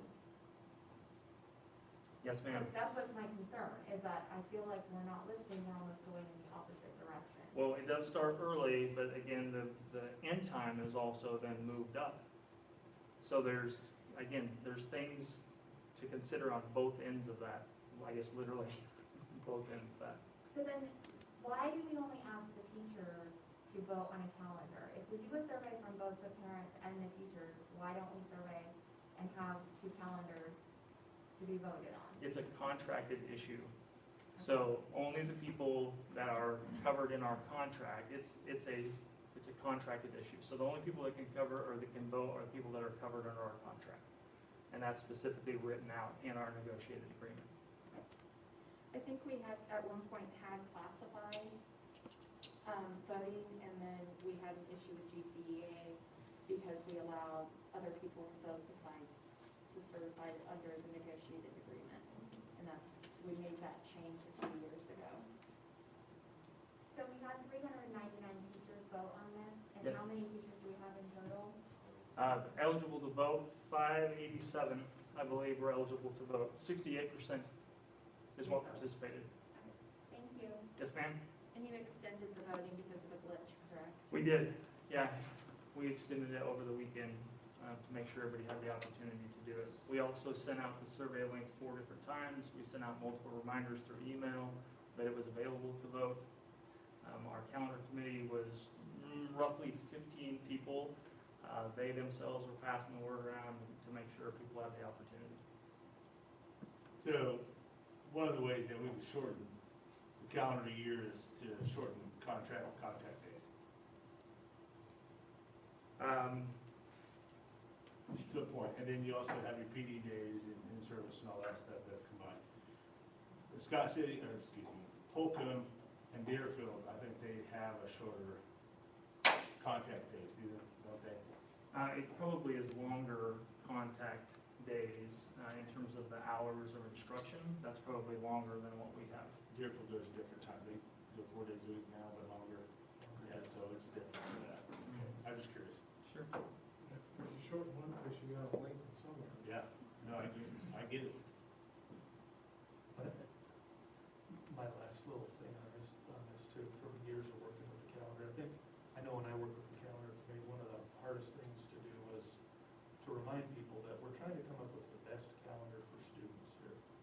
And it's easy to look at it from the perspective of a parent who has an annual event, something that their family likes to get involved with, and the calendar doesn't fit perfectly with that, but we're thinking about 7,000 kids across all, expanses of family experiences, and so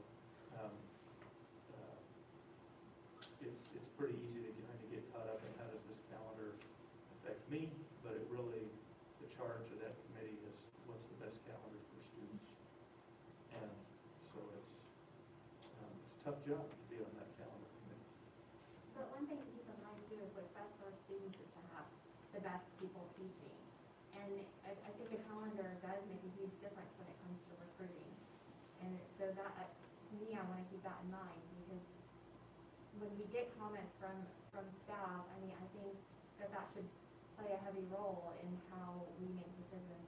For example, when Janine brought up the counselors, the comments that we got made a lot of sense. And Sure. I just want to make sure that,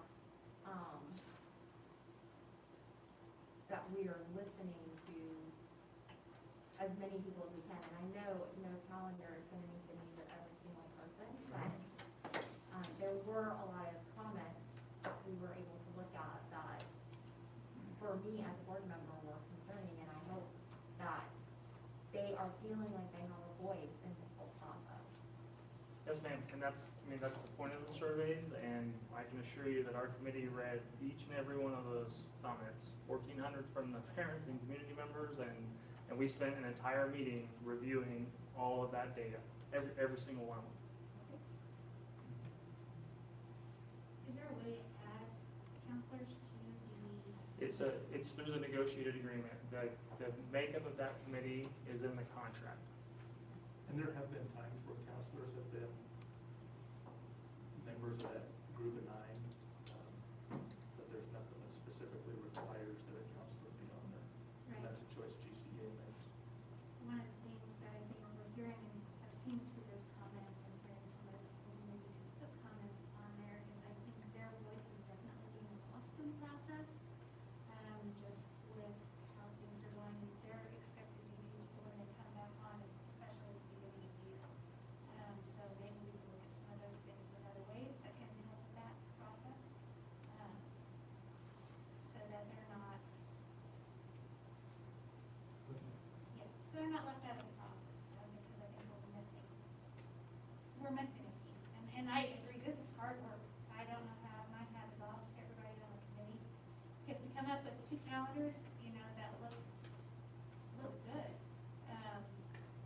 But I agree with Dana, I want to make sure that we're listening and that we have those voices in place, and their voices are being heard and taken into consideration as it is. It's not going to be perfect for everybody, I understand, but we need to make sure their voices are in here too. Yes, ma'am. Anything else? Thank you. Thank you. Okay, that takes us to the Rural Housing Incentive District, and I think Mr. Allen may be here to help us with that.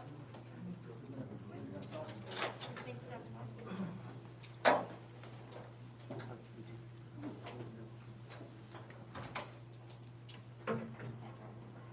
Thanks for the invitation to join you. You all know Carol Davidson, Neighborhood and Development Services Director, part of our senior management team at the city. We presented to you, I believe, recently on Rural Housing Incentive District, or we try to annually for sure, come to not just you, but the community college and to Finney County to talk about Rural Housing Incentive District projects and also the status of our housing study. Really the idea being that Rural Housing Incentive District is a development tool that all of us fund together, and it's based on the identification or the shared assumption that this community desperately needs housing. and the shared assumption that the only way that's going to happen is if there's a development tool that buys down the infrastructure cost, including the land cost of these projects. I think the evidence would suggest that that's the case. But still, the statute spells out the ability for counties of our size to use this tool. At its baseline, it's a tax increment financing project. Tax increment financing is more commonly used in commercial development projects, but in the state of Kansas, if you're below a certain population that the statute defines as rural, you are able to use this tool to also help stimulate housing. We've done that anecdotally.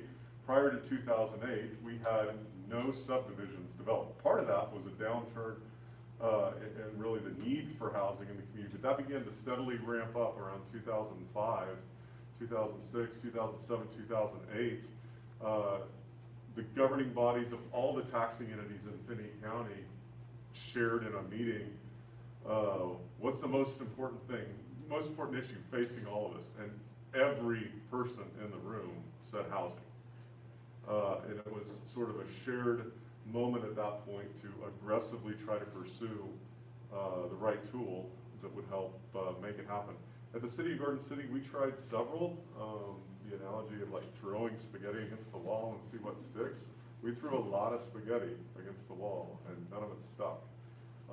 RHID finally did, and it suddenly created a lot of interest in projects. And so, not knowing fully what the expectation of this session is, I just wanted to recap what the tool is, kind of the history of why we're doing it. We've brought those presentations from earlier. I think it'll be helpful to answer questions by going back and looking at those slides. Most of the information should be in there. Kind of background.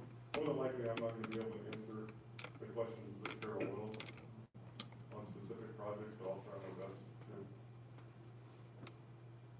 Well, if I could, the reason I wanted to put this on is because of some decisions we're going to be making later, and just wanting to be as transparent as possible, because there was one that was just recently approved by the city for consideration, and I think you were hoping, if I remember the housing update correctly, there's maybe 5 this year or something like that, and I just felt like it was important for us to at least look at it. If there's no motion or anything like that, it moves forward. If we have a motion to object, then it doesn't move forward. So I just wanted to at least have it addressed as to which one is currently up for consideration, because the city council passed it. We have, just to answer your question or your concern, the Chapel Heights 4, that's the one, April 20th is when it comes to the commission for the final ordinance. And that's when, if this board is not in agreement with that, you have the right to pass a resolution against it. And then it basically will make that RHID null and void. And the Chapel Heights 4 has 49 single-family homes going into it. But I'm personally in favor of it. I just wanted to make sure that everything looked as transparent as possible from the board side, considering discussions we've had on other things. I just felt like we should at least look at it and make sure that people knew that we weren't just letting it slide by, if that makes any sense. So, any discussion, questions?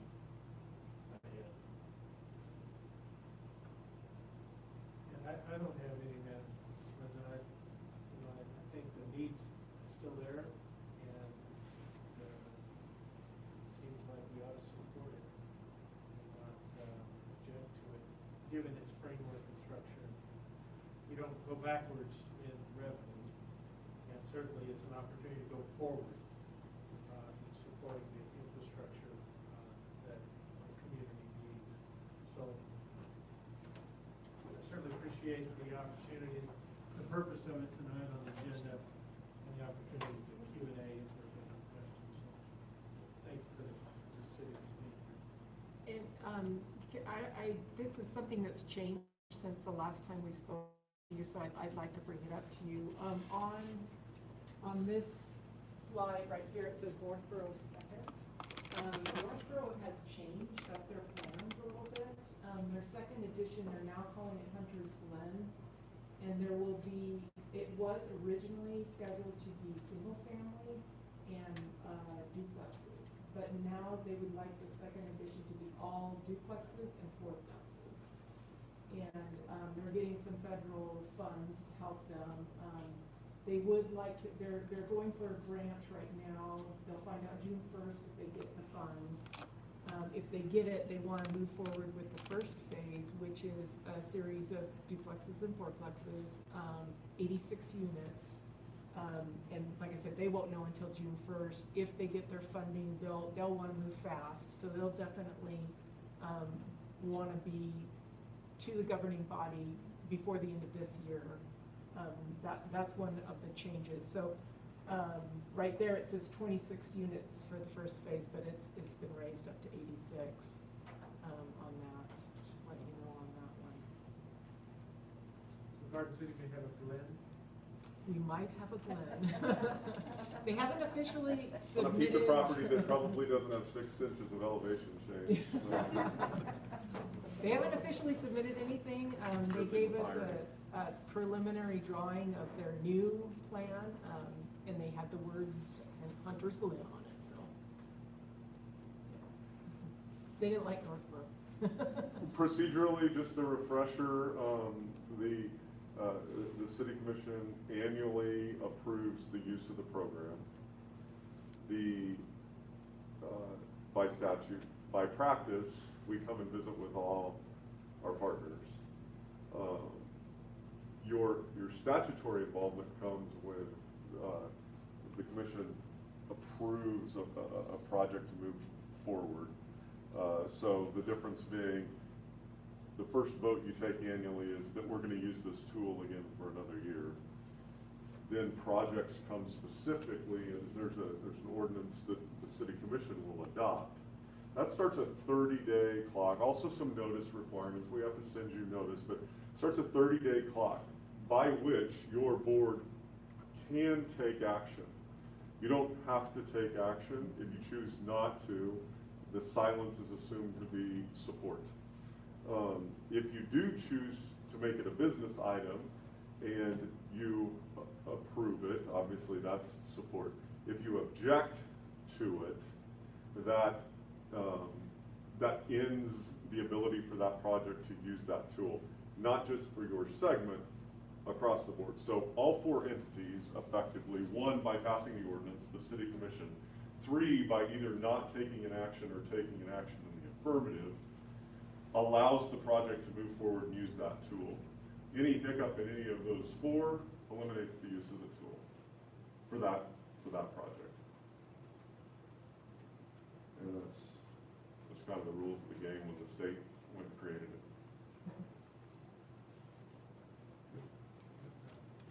Question.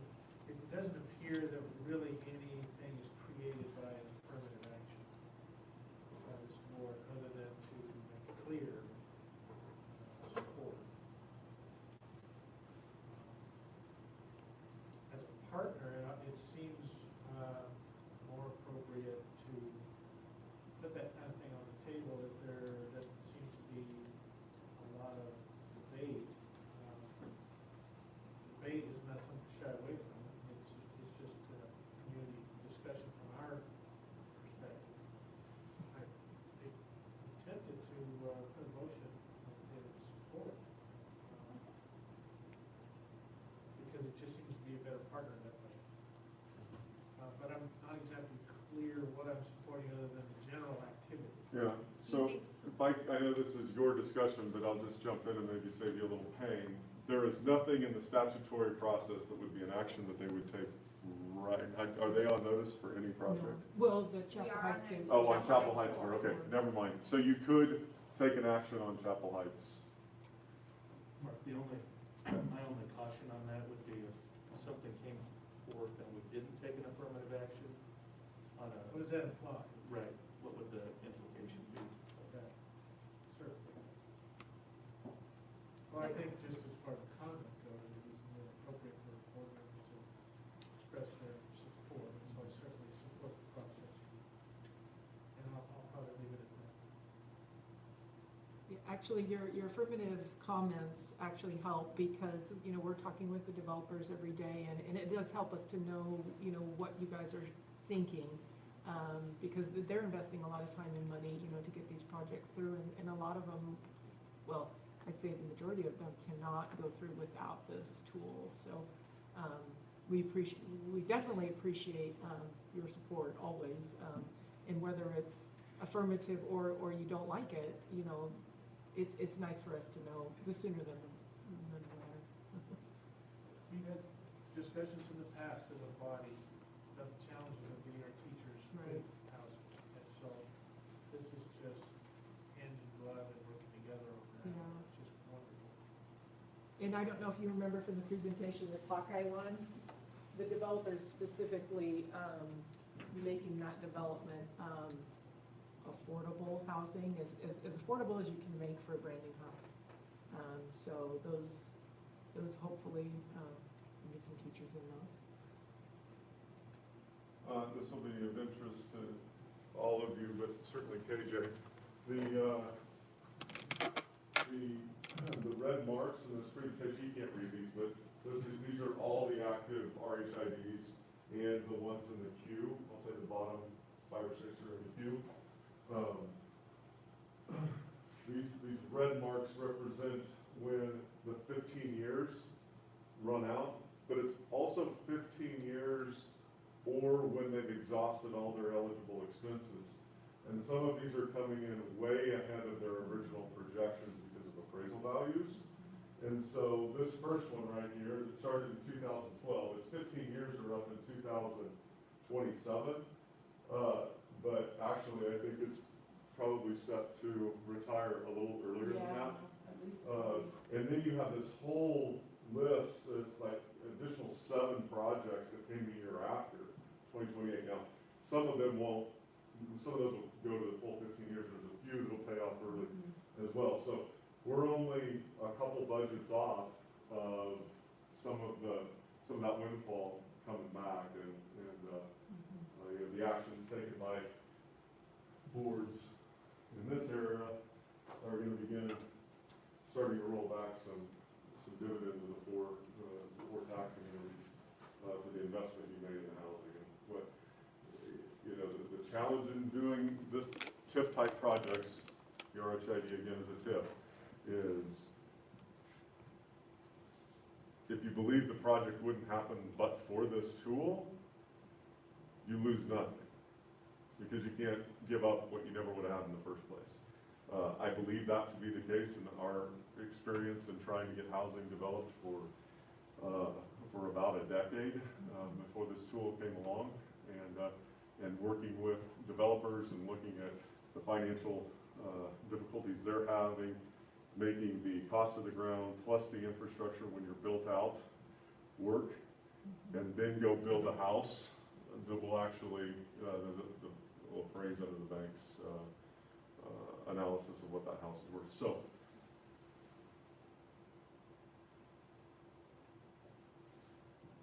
it'd be hard for us to find one of these projects that would have happened. I don't think you've given up anything in 9 years. Pretty soon you, the county, the college, the city of Garden City will not just have the units where folks can live, but there'll also be that follow-up revenue stream.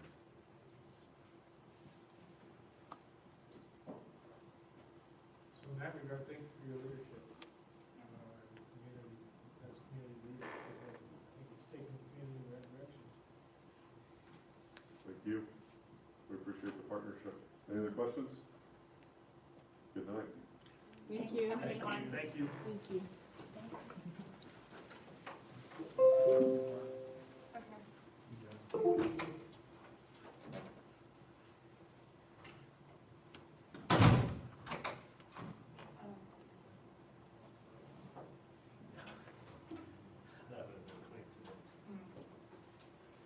Okay, I think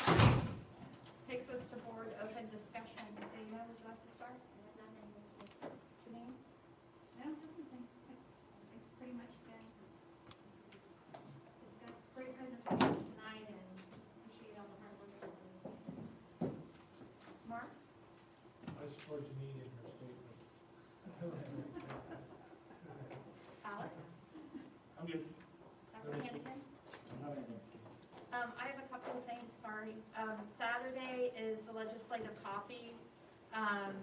So if anyone is interested, it's actually, I believe, in person at the college endowment room, but it's limited in seating, but it will still be broadcast, I believe, on Facebook Live, on the Chamber's website, or Facebook page, excuse me. And then I want to thank KJ, Heath, Janine, and Alex for their work the past few days on the negotiations committee. Thank you for spending your entire Saturday here doing that. And then, since we haven't had a meeting, I don't think since it started, way to go spring sports and spring activities, because we didn't have them last year. So I'm really excited to see all that's going on and what everyone is doing everywhere. So congratulations for getting your spring season this year. So that's really exciting. The next meeting of the Board of Education will take place on Monday. Oh, I'm sorry, I forgot you, Dr. Carlin, again. Sorry. Just two quick things. First, I would like to thank the VO student from the video who recognized that we had a surprise spring break back in February. That was the silver lining to the cold weather, and I'm glad somebody recognized that. We have had several comments about the quality of our broadcasts over quite an extended period of time, sound and that kind of thing. So we have met with an AV company that has come and looked at our room, is going to give us some proposals to upgrade the technology in the room to hopefully improve not only the quality of our screen and sound, but also to make the room a little more modern and useful and kind of get our technology up to date. So we'll keep you posted on that. They were here last week and promised to get us some proposals out here soon. So just to let the board know, we are kind of working on that.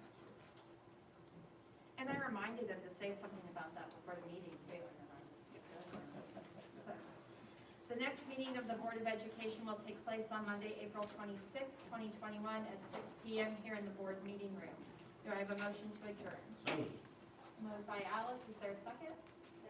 Second by Janine, any discussion? All in favor, please raise your hand. Opposed? Thank you all. Great discussion today, appreciate it.